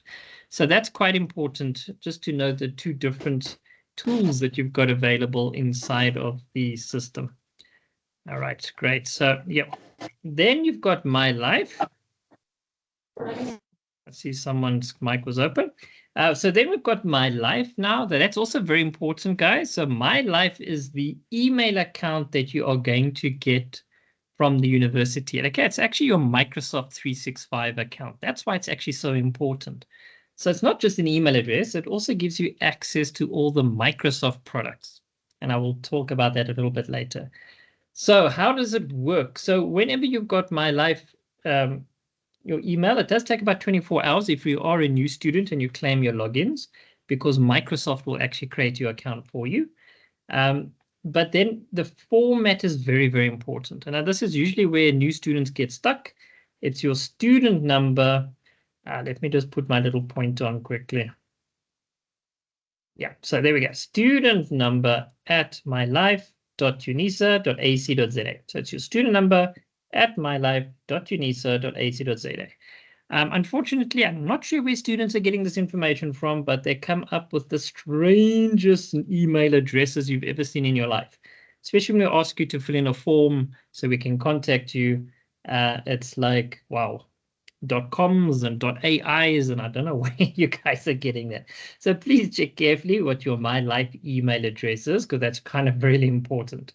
Okay, so you've got My UNISA, all your study materials, your My Admin stuff, and then, of course, you've got My Life, which is the email account, which is linked to your Microsoft 365 account, which means you get that for free, guys. So Word, Excel, PowerPoint, and all that. But we will show you how that all works in a moment. Okay, so how do we access My UNISA? Hopefully by now you've done it because we're already in April. But anyway, if you didn't know, you click on My UNISA, or you can click on this one at the bottom. Either one does the trick. So that's on UNISA's webpage. Then it'll open something like this. So please do read all the announcements that are sitting here, guys. Very, very importantly, go and check the announcements, because a lot of important information is sitting right there from the university. So it's a very good idea. Go and check that out. So the first time you will claim your UNISA login. Okay, so you'll follow a few steps. You'll enter your details, and immediately you'll get your password. But remember, just like I said, it takes at least 24 hours for your mailbox and your account to be created. Then you'll be able to log in. Right, so there we go. So this is how we do it. We'll click on log in your details. You'll enter your student number just like that. You'll fill in all your information. It's either ID number or passport. Okay, so it's one or the other, not both. Then you click on continue. Then you're going to just have to agree to all the terms and conditions. Okay, you don't really have a choice in that one. So you just do that. No, Zanella, it's not here. It's David. So there we go. So then you just tick all the boxes. And right, so it basically means you're going to behave and not share your password with anybody. And then, of course, you will get the password with the next step as well. So that's important to remember. So just take note of the format of the password. So it's 3 small letters, followed by 2 numbers, followed by 3 capital letters. So just be careful for capital O for orange and 0, because they look alike. Small letter L and a capital I, they also look alike. So just take note of those characters over there. Hey? All right, so do keep your password secret and keep it safe, please, because you don't want anybody to use your details. Then how do we log in? Okay, remember, after 24 hours, you will be able to log in. So you'll click on login to my modules. It will ask you, okay, so you're a UNISA staff. And remember, this is what we call the single point login, which means wherever you've got this, you only need to log in there. And Microsoft then will basically understand which websites you can access with the same details. So like the Adov site, for example, and the My Exam site, for example, they're all going to use exactly the same process like what we're seeing on the screen here. So that makes it easier for you to simply log in and access your material. So you're going to click on this little guy, and then it's going to want your My Life email. So now you can see why it's so important that you need to know the structure of the email address. Okay, so student number at mylife.unisa.ac.za. Nice and easy. Say next, type in your secret password. And then, of course, it's going to say, does it need to remember you? Well, simple rule. If it's your device, you can say yes. If you're in a computer lab or a library or any other place where it's a public computer or device, then you say no. You don't want it to remember. So just remember now, there's something very important. So if you're an older student, this is definitely going to apply to you as well. We do have the authentic, or what we call 2-factor authentication, right? We've got 2 options here. You've got your authentication app that you download from the Play Store, the official Play Store, or you can get the OTP option. Okay, so that's more like the bank when it sends you that OTP number, then you log in and you fill in that number and you can continue. Generally speaking, my experience being in a computer lab, the authentication app is great, but the problem is if your phone changes or you delete the app, then it becomes a nightmare a little bit, because then you're going to have to go to the computer lab and get the colleagues there to help you. And then Microsoft will have to remove the app from your profile and then you can rejoin. So it's a bit of a process, right? So what we do suggest is the authentication app's totally up to you. You can use it, But when you set this up for the very first time, maybe select the OTP option where it actually sends you the PIN. Because then even if your device changes, it's actually much easier then for you to get access. But just remember, guys, if your cell phone number changes, what do you need to do?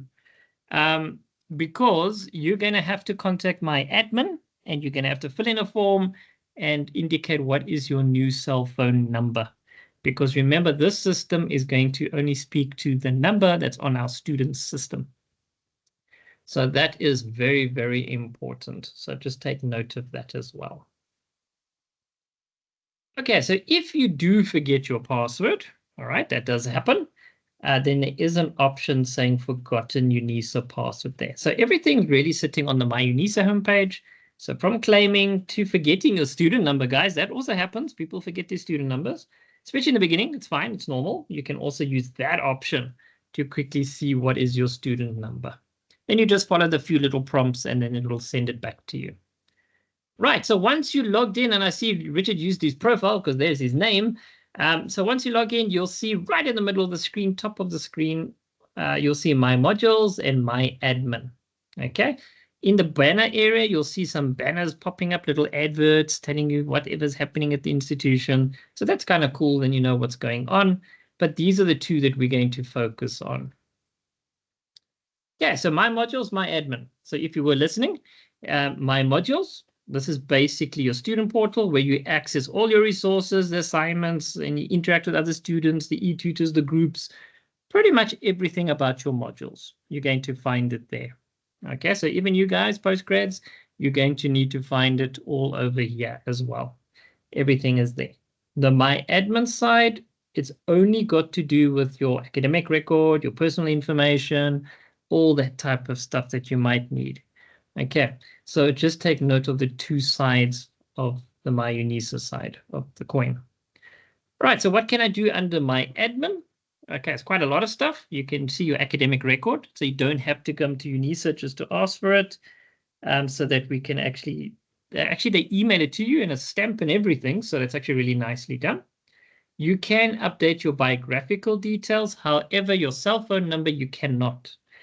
They've blocked that option to prevent people from accidentally staying logged in and for someone else to try to change your password. Or not your password, your cell phone number. Because remember, your cell phone number now is linked to your password and that whole story. So just take note of that one. So you can say where your address is, your contact details, not the contact details, your physical address, your postal address, sorry, that you can update there. So it's not a problem. Then you can change your password, but please consider this before you change your password, guys. If you go and change your password, that means you're going to then have to make sure it formats according to the password rules. In other words, capital letters, small letters, special characters, and all that. So make your password very secure, please. During registration period, you can edit your registration. Okay, so that feature is available to you, but only during active registration period. So you can actually add a module or remove a module. But just take note of all the rules, though. Hey, if you cancel a module, there are sometimes penalty fees that you would pay. So, but it will warn you as well. So just take note when you're doing what you need to do in terms of registration. Your financial details, yes, you can go see what's happening there, but they can also email it to you. And of course, parcel tracking. So depending when you registered, which option you selected, do you want to pick it up at the nearest regional center, or it's coming through the courier? Then this is one way you can actually go and track it there. You just go to parcel tracking, and there's a nice useful feature there that you can also look at. Then, of course, another one I know you students love to ask us is the study fees quotation. So you can also do a quotation over there. So if you require funding from a external source, then that's also how you can do it. So it's all sitting under My Admin. Of course, you can see assignments and exam information. Okay, so that information sometimes, although it doesn't always sit there anymore, depends where the lecturer decides it needs to be. But you can sometimes, depending on your setup, you might be able to see your assignment results there or not. But yeah, it all depends. But there's other ways you can also check it on My Modules as well. Then your exam results and your exam timetable, you'll also find it under My Admin as well. And this can also be emailed to you. So also do check your My Life email. That's why it's also so important, so that you don't miss any communication. Okay, so yeah, this is what we wanted to show you with regards to changing your password. There's a little bit of a catch to it. So for whatever reason you decide you want to change your password, you can do that, of course. So you're going to go to password management, but take note, I'm inside of My Admin. So I'm not under My Modules, I'm under My Admin. Go to password management, click on change password. You'll see this little guy will pop up. You type in the old password that you've currently got, because you need to log in to change it. Type the new password, confirm the new password, so those two must match. And then you're going to click on submit. Then all you're going to see then, guys, in green is this little tick over here saying it's been updated. So if you're not paying attention, you might even miss it, that it says your password has been updated. So just be careful. That tends to catch people out as well, because they click on submit, they don't see this, they type it in again thinking it didn't go through, they click on submit, and then you get an error. So the password was actually changed. So just take note of that as well. Okay, so that's pretty much the My Admin side. So under My Modules, just remember everything I'm showing you guys is in absolute detail in the course. And as I said, we will share the links with you. Well, once Richard joins me, because I see he's still online, or I'll do it then when he carries on.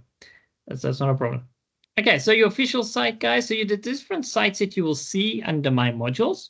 So don't be confused when you see all these different sites popping up. So your official site, guys. So when you registered the module, they would have given you the official name of the course, so the course module code, the year that you're doing it, and the semester, or if it's a year module, okay? So that's basically how you would read this. So Y would be for year, and this is S for semester. So that basically allows the lecturer, and this is where you'll communicate with the lecturer in terms of the announcements and the discussion forums. And so please do go check these things often. At least once a week, you should be checking all this just to see what's happening on each of your modules.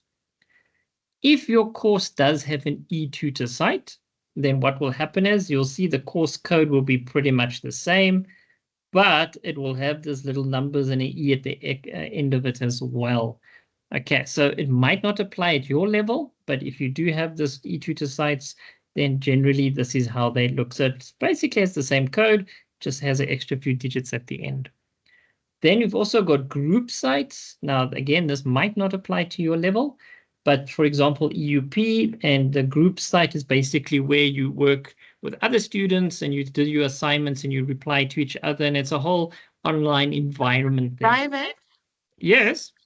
I only see your slides, not the site. Oh, yes, no, I'm only sharing my slides. Okay, okay. Cool. Thanks, Karen. Okay, so the group site, guys, is basically then, like, for example, as I said, the EUP, but that's where you do the module. Again, it's probably not for what level you guys are on. For your first time at UNISA undergrads, they would actually have this type of thing running. So you might not need to worry too much about those ones. All right, so when we get to logging into My Modules now, right? So you'll see the My Admin looked a little bit different, but My Modules, you'll see again, it will have something like this. You should see a calendar. Normally the calendar will indicate all sorts of things that are happening. So for example, if I clicked on the 30th, then it would actually tell me there is something happening, and then I can see what is that something. If it's an assignment due or an activity or something like that. So the calendar is quite useful in terms of your planning. So you got your sort of main area here, you got your calendar, and then of course you've got the top part of the screen, which is your navigation. When you click on My Modules, you should basically see all the courses and the sites that you're linked to. So that's quite important. So for example, the mock exams or the My Support Hub, it all depends which region you're located to as well.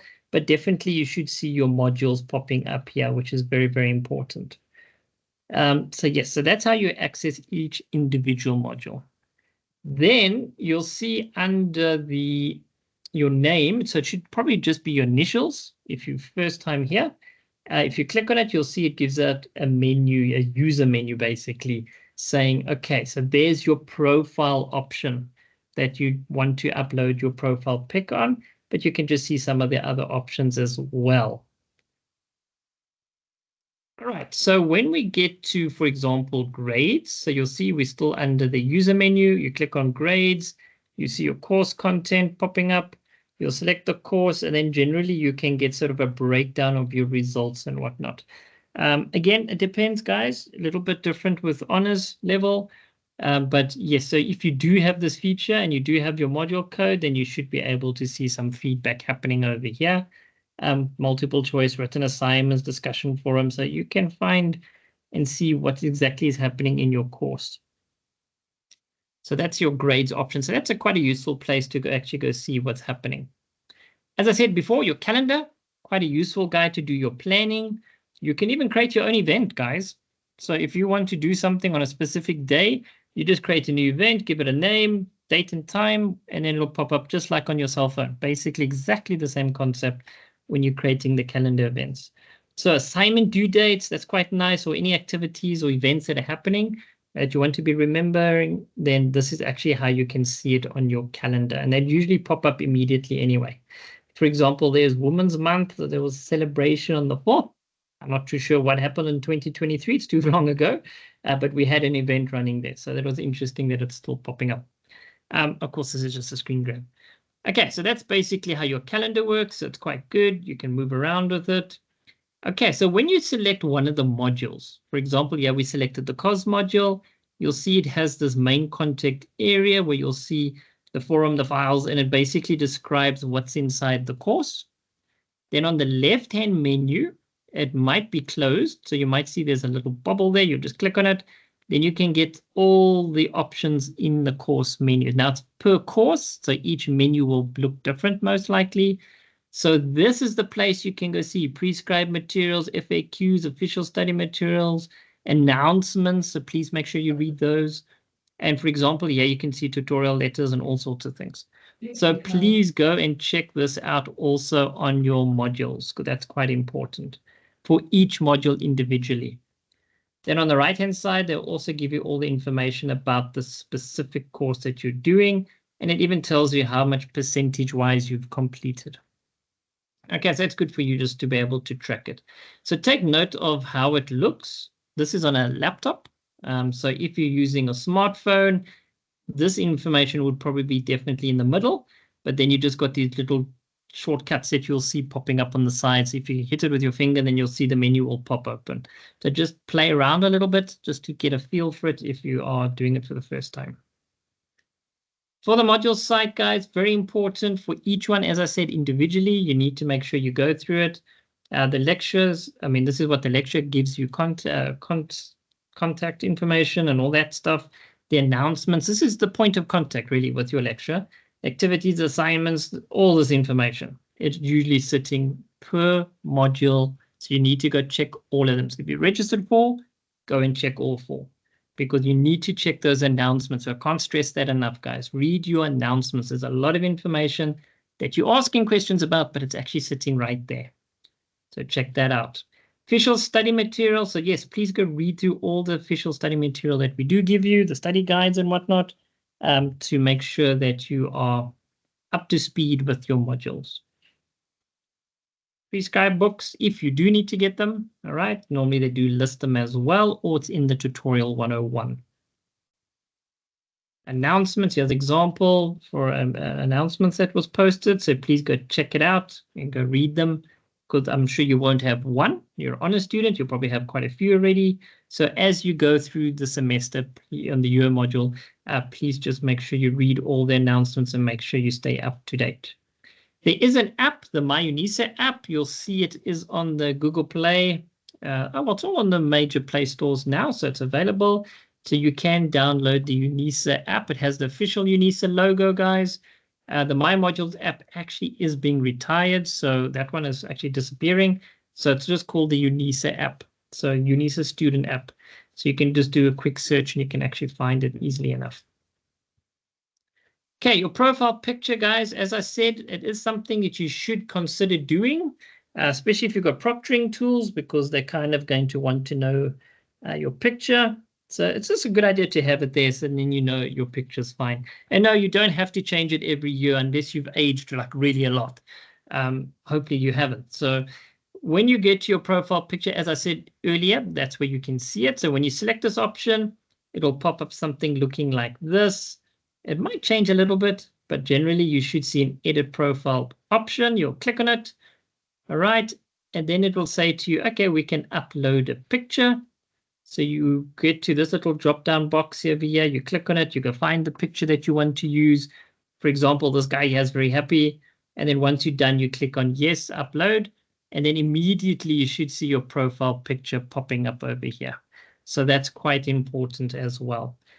If it doesn't come out vertically or portrait and it comes out landscape, then all you need to do is use one of the editing tools on your phone or your laptop, and then just make sure you can change the orientation, because that's sometimes people's pictures face this way instead of this way. So that does happen. So just a bit of editing there, or do a Google search. There's lots of ways to find out how to do it. So put your profile picture up, guys. Don't have to worry about makeup and hairstyles and all that type of thing. Just a nice simple picture of yourself. Yes, you can smile if you want, or you can look really angry if you want. But yeah, as long as you've got a profile pic there, that's quite important for proctoring. So that's basically how you would then upload your profile picture. Okay, so forums and assessments. So this is quite an interesting element, because generally when you go through your modules, you are going to find mostly, it doesn't always happen, it depends on your lecture, there are quiz activities, which are normally multiple choice. So you'll be able to do those. Then you've got assignment activities, and now those are the written ones. Okay, so there you have to type it up in Microsoft Word, and then most likely save it as a PDF, and then you have to come upload it. So I've said some important things there. Typing in Microsoft Word, saving as a PDF, uploading your answer. So that's something you're going to need to make sure you know how to do. Foreign activities, don't worry, Richard is going to show you where to access all those courses that can teach you these things. Then you've got forum activities where you can engage with other students on the topics or however the lecturer set it up. So we do encourage you guys to actually go and engage in the forum activities. Even on our platform, we do have a lot of students engaging and helping each other with not really with their assignments, but with their studies or general troubleshooting problems they may come across, just to make it a little bit easier for themselves. So forum activities are quite useful, getting to know your fellow students. Okay, so with forum activities, normally they might ask you to introduce yourself or something on those lines. And what you would then do is simply just click on the add new discussion topic. You type in your answer, and then you can click on publish. Or they give you something and they say reply to this topic. Then you'll see there is the reply button. Normally sits here on the right-hand bottom corner. So just make sure you click on the reply that belongs to the topic that you need to respond to. Then once you're done, you just click on post and off it goes. You will see there is an advanced tab as well. If you click on this little guy, you'll see that it opens a window a little bit more like this, where you can do some formatting and links and things like that. So it has a little bit more of a advanced sort of look to just a basic text here. Now you can sort of make bold and italics and a number list and things like that. So it just gives you a little bit more features. So just take note of that advanced option. It's quite useful.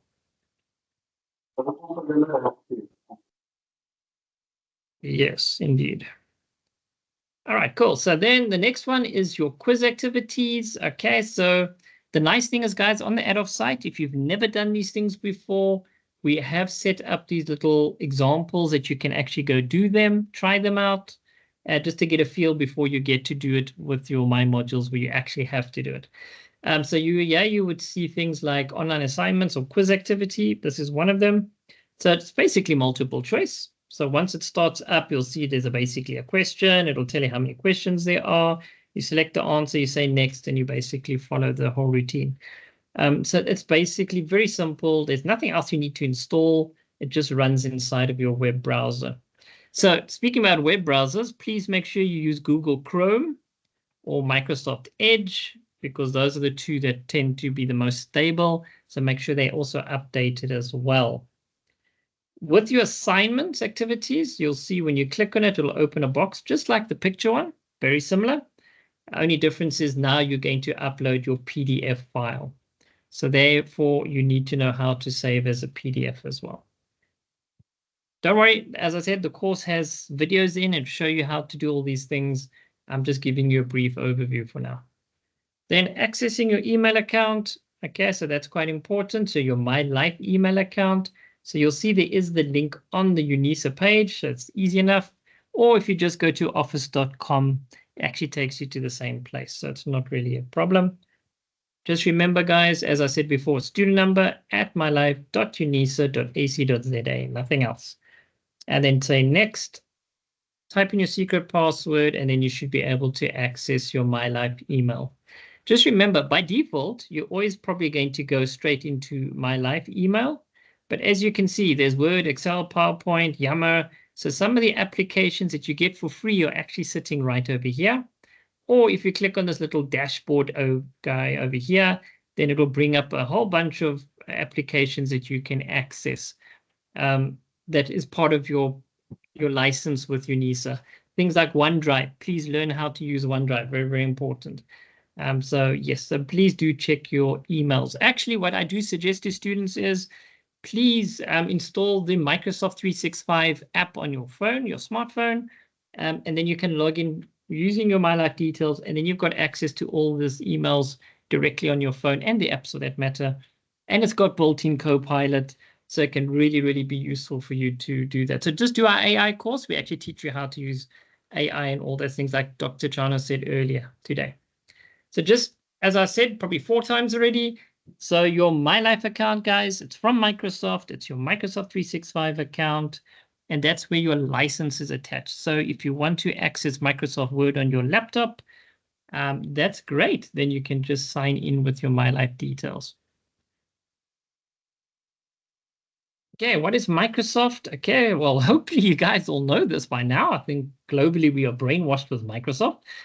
So basically all the free apps that you guys are getting as a UNISA student. Some of these are licensed. In other words, when you're a student and you're registered, you'll have access.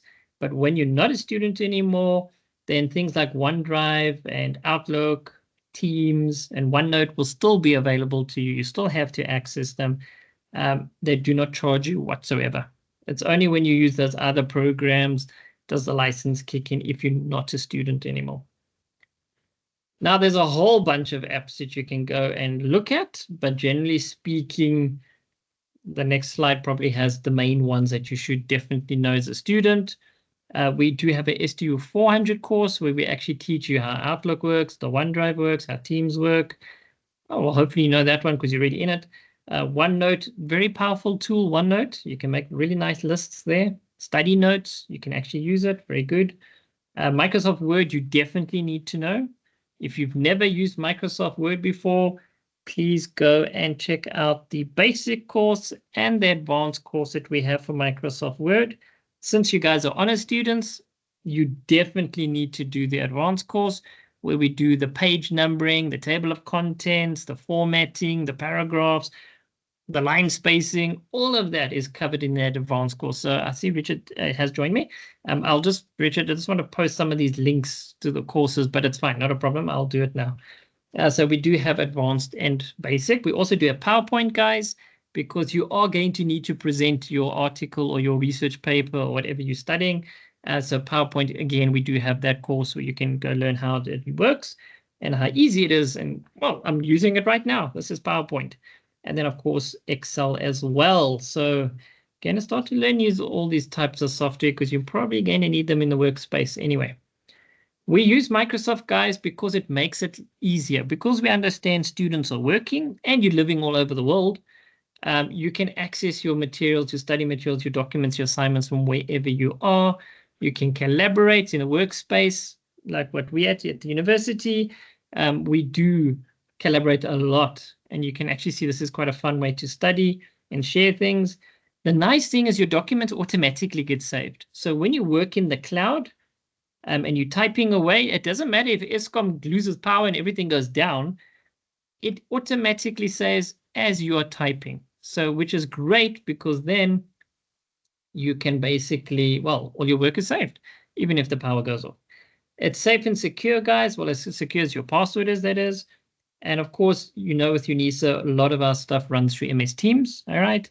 So you do need to access that because that's where all the workshops, like what we're doing today, it happens over there.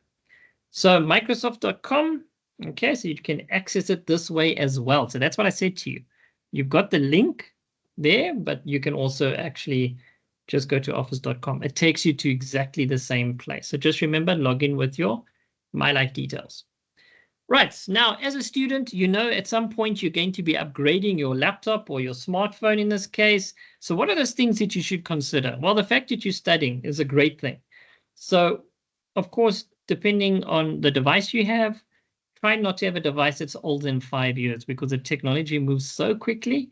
And you might find that, for example, I know it's a bit of a problem, Huawei with Microsoft, as we know, they have their own issues. So Huawei doesn't have Microsoft Office running on their devices, although you probably can get it to work if you just go to Vodacom and them. That seems like they've got a solution. So that's something you need to consider. Always make sure the operating system's up to date. That's critical. With any mobile device, that's a very critical element. Then access to the internet, of course, everything's online. You need your data. Just remember, if you're not getting your data, send an email to data queries, okay? And let them check out what's going on and check that your cell number is correct. And of course, the space for the proctoring apps, in other words, how much space you've got. I know students, you guys love to do pictures and videos and all this stuff. Just make sure there is space. So do have a look at the Mobile Learning Masterclass, because there we actually teach you how to look after your device, how to check that everything's working correctly, and also how to use the UNISA app, the Office 365 app, to maximize your studies as well. Camera, microphone, and sound needs to be working, guys, because, I mean, how else can you use your device if they're not working? It's going to be difficult. So those are the type of things you do need to look at. Laptop, desktop, if you do have those, great stuff. You're just going to make sure they get internet connection, because that's what you need. There are different ways to do it. Please make sure you've got Chrome or Edge web browsers and make sure they're up to date as well. And basically all the other technology you would need as well. Just take note, microphones, guys, great. They are built into headsets, but for proctoring purposes, if you're going to use proctoring purposes for your modules, then that one is not a go. So then that one you won't be able to do it. Okay, so that's basically my side of the presentation. Now, I'm not sure where Richard vanished to because he was there. Richard, did Richard join us again? I'm not sure where he is. Okay, let me just quickly. Hi, Corin. No, I can't see him at the moment. I just saw there was a hand up in the as well. Maybe you can just show them. We work in groups, and they seem not to be able to find where the groups are that we've allocated them to. Oh, okay, great. Let me just go back quickly. So just remember, guys, when you log into my UNISA, you're going to go to my modules. Okay, I just want to find that slide.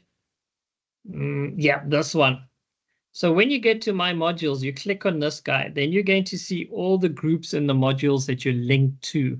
So this is where you will find what those group sites that Dr. Stander is referring to. So this is where it would be. Okay, so every time they say there's a group site, you just click on my modules, it will be listed here. So that's a quick way to find it. Okay, all right, let me just see if I can get hold of Richard. Otherwise, I'm going to jump in. Yikes, too many things on my screen. All right, so let me just continue then. I actually know his presentation. So guys, as I was saying to you, we've got a lot of resources that we can share. And you're going to go to the Adolf site. I'm going to post it in the chat quickly. Let me just throw it in there. Twink. Oh, okay. I see Richard at least posted that before he vanished. Okay, fantastic. All right, so there we go. So this is the course site. So how does it work? You're going to log in. It's going to ask you that very same question. So if you say yes, that's great. You use your My Life. If you don't want to use your My Life, then you say no, and you can create yourself an account. Totally up to you. You can say yes in our case. You'll say, yes, I'll use my UNISA login, the one that UNISA gives me. And then you're going to type in your My Life and your password, and in you go. All right, then you're in. Okay, so it should say hello to you. I hope so. Then if I scroll down, for example, here is the AI Masterclass. So if I click on it, in your case, if it's your first time, it might just say you can do a quick self-enroll. You'll click on continue, then it'll open the course for you. And you'll see there's the menu I'm referring to. So you can actually see as you work through the course, you must please do everything, course assessment, icebreaker, and then each section will unlock, okay? So you can't skip ahead and whatnot. So you have to work through it all. But this course basically will teach you how we use AI, how to use it for your studies, and the different types of AI that you've got available to you. So it's very, very interesting, especially now with the way the world is. You kind of need to be able to access this materials as well. I think Richard might have joined us. Oh, okay, cool. You're back, Richard. I can't hear you.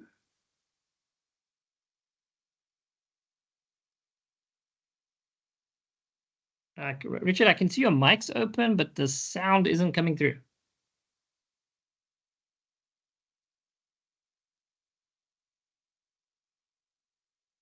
Okay, let me continue while Richard gets the sound sorted. So there we've also got the basic skills for online exams. So if you're going to use any of the proctoring tools, I see Richard just disappeared again, then you can actually go through this course, and there we actually go teach you step by step how to actually deal with proctoring tools and how they work and that type of thing. So your things like Moodle proctoring, Invigilating app, and Iris. So the 3 different proctoring tools that we use. So this course is very useful. If you do know undergrad students, definitely show them this course if they don't know about it, because it'll definitely help. There's your mobile learning, the one I was referring to, guys. So this one's actually very good for students, especially if you're using your mobile device. You can actually go see all the different elements that you need to know, like hotspotting. How do I change some of the settings, device care? How do I know how my device is working? How do I check the condition of my device? So this is actually quite a nice, interesting course, and it won't take you too long to work through the material. With all our courses as well, we do have the recordings. Okay, so that's quite important. So you can actually go watch the recordings if you want, instead of working through all the material. Although, please do work through material, because there's all activities that you can go practice and see what you're doing. But yes, there are the live events as well that we host. And then we also do come to the regions and we do the training as well. So, yep, so this one's the mobile learning course. So it's pretty cool. Then I can go down. There's a HerTech series. So if you're interested, this course is specifically for the ladies. It's a HerTech series where we've got people from the industry that come and speak to ladies about being in IT. So it's quite interesting from that angle. So if you are interested, you can go have a look at it. Some of these courses, guys, are not specific to UNISA. In other words, they are open to anybody, the community, that you can actually go and engage in as well. There's the Model UN. That's one I'm referring to. So if you want to understand how the UN works and how they come up with their drafts and all sorts of things, you can actually go check it out over there as well. You'll see that our courses also have co-curricular. So in other words, when you complete these courses, and as in 100%, there is a report card where it will actually notify you that this is the course that you've completed, and yet you can actually add to your CV as well. So that's quite fun as well. Then if I go through the list, there's quite a number of courses. Let me just find some of them. Academic integrity, because that's a different one, not the other one that you guys are doing. There's a nice one on academic writing. So if you've, of course, guys, there are mock exams. There's the basic skills. So the one I was talking about earlier, you can actually come and deal this one, STU 100, that you can actually go and learn and see how does my modules work, how to put my profile picture, how to access the materials, all that things that I showed you already. There's the AI course, there's the mobile learning, there's the HerTech. So you can pretty much see they all are listed here. Some of these you won't have access to because I'm a developer. I kind of can see them and they're still in development. But this one here, STU 400, if you've got the time, please come and tackle this one. Learn how to use OneNote, OneDrive, all the Microsoft products that you've got available to you. That's definitely useful. There's the basic skills in presentation. There's advanced Word. You have to do this one, guys. It's definitely going to benefit you with your studies at UNISA. There's the basic one. If you've never worked in Microsoft Word, do this one first. Then you can come do the advanced one. Very important skills that you can learn there. And you can see there's a whole bunch of courses there. So guys, please come and engage this platform. Make sure you log in. See, Richard, you are back. Is your sound fine? Don't know. Can you hear me? Yay! Yes. Yes, I can hear you. Do you want to carry on? Because I need to get ready for my shuttle. Okay, no problem. All right. I just showed them the platform, but that's as far as I got. Thanks, Richard. Oh, okay. So students, yes, please go and make use of these resources. They are available on, how can I say, on adovh.unisa.ac.za. I saw there was a question now in the chat, you know, do we cover the MOOC.unisa.ac as well? We don't cover the MOOC. There's actually a separate platform. So this one, the ADOVH, is more focused on you, the student. So everything we develop is more directed towards students, where the MOOC platform is the open course side, but that's where they do also the FYE and the integrity course that you all did. So once you log into this platform over here and you go to your dashboard or my courses, you might not see all the courses that that you did on the MOOC space, because this is a different LMS. So yes, the courses here is really designed to develop skills for learning, especially with an online learning environment.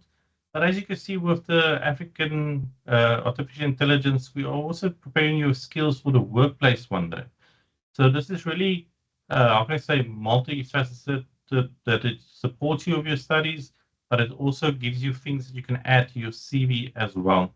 Now, one thing that I want to mention, for instance, such as courses such as the African Artificial Intelligence Masterclass, this is seen as a co-curricular activities. So you'll notice at the top, there's also a button for co-curricular activities. And this is where you can book for co-curricular activities. It might be face-to-face, it might be online or hybrid. So have a look at it regularly to see what is available. A lot is going to be loaded within the next month. Now, these co-curricular activities, what's the benefit of them is you will actually get a report at the end of the year. And that report is something that you already can then add to your CV as well. Now, some of the courses that I do want to highlight for you, and one specifically, as you're going to start writing now dissertations, preparing for that. So one of the big tools that you will always still use is Microsoft Word. Now, there are two different courses on this platform. There's actually a basic one that David just showed you. Let me just go back to all the courses so I can show you. And so this really one, if you are new to working together in documents, this is the one to start, 401. But if you're going to be starting to work now on longer documents, so you need to know, for instance, how to make a table of contents, the page numbering, how do you add captions to images, then I would suggest you do the advanced skills in Microsoft Word. So this one uses Word Online, so you can get familiar with that space. Specifically with your MyLife account, we've got Microsoft Word Online.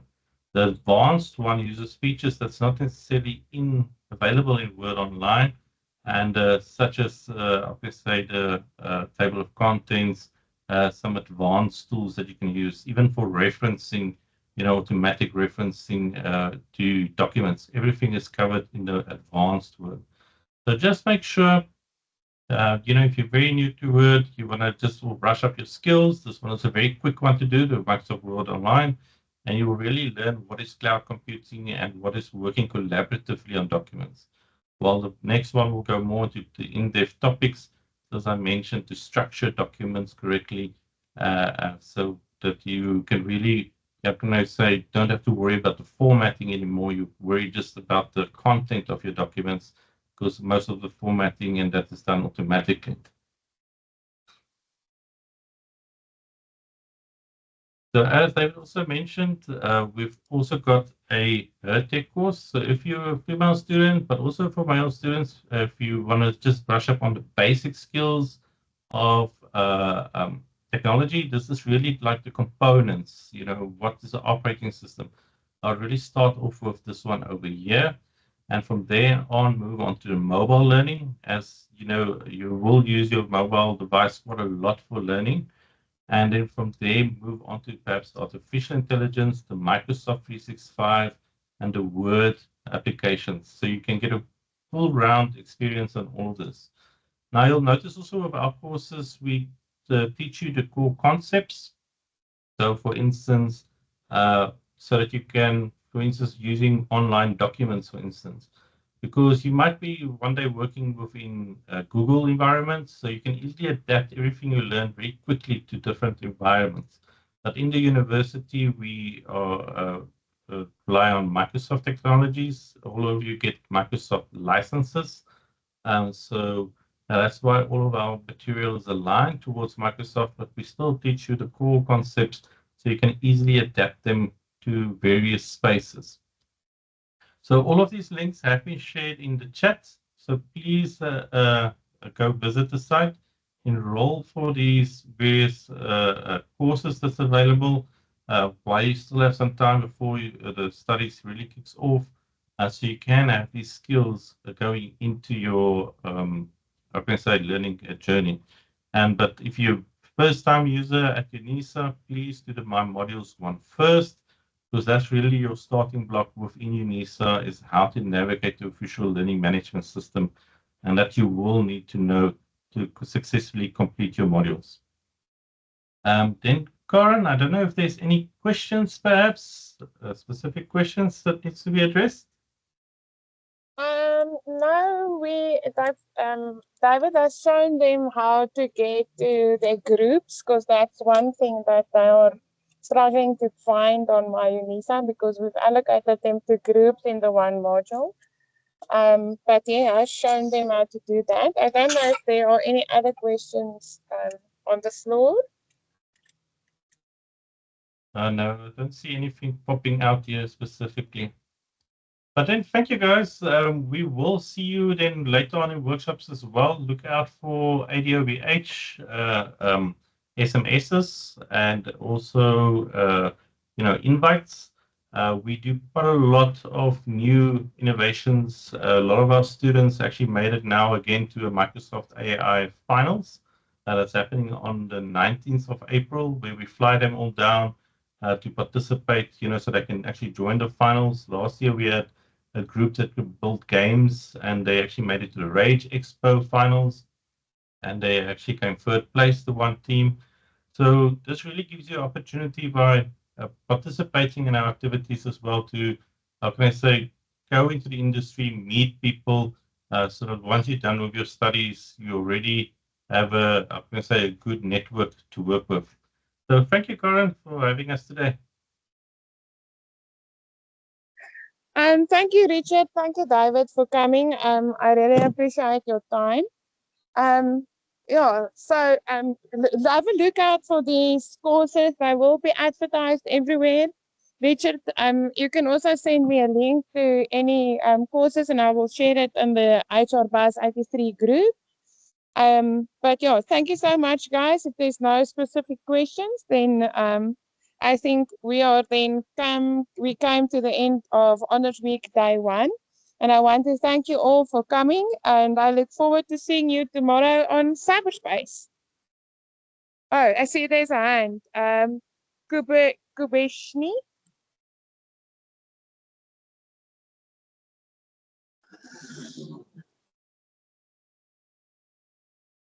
Thank you very much. Thank you.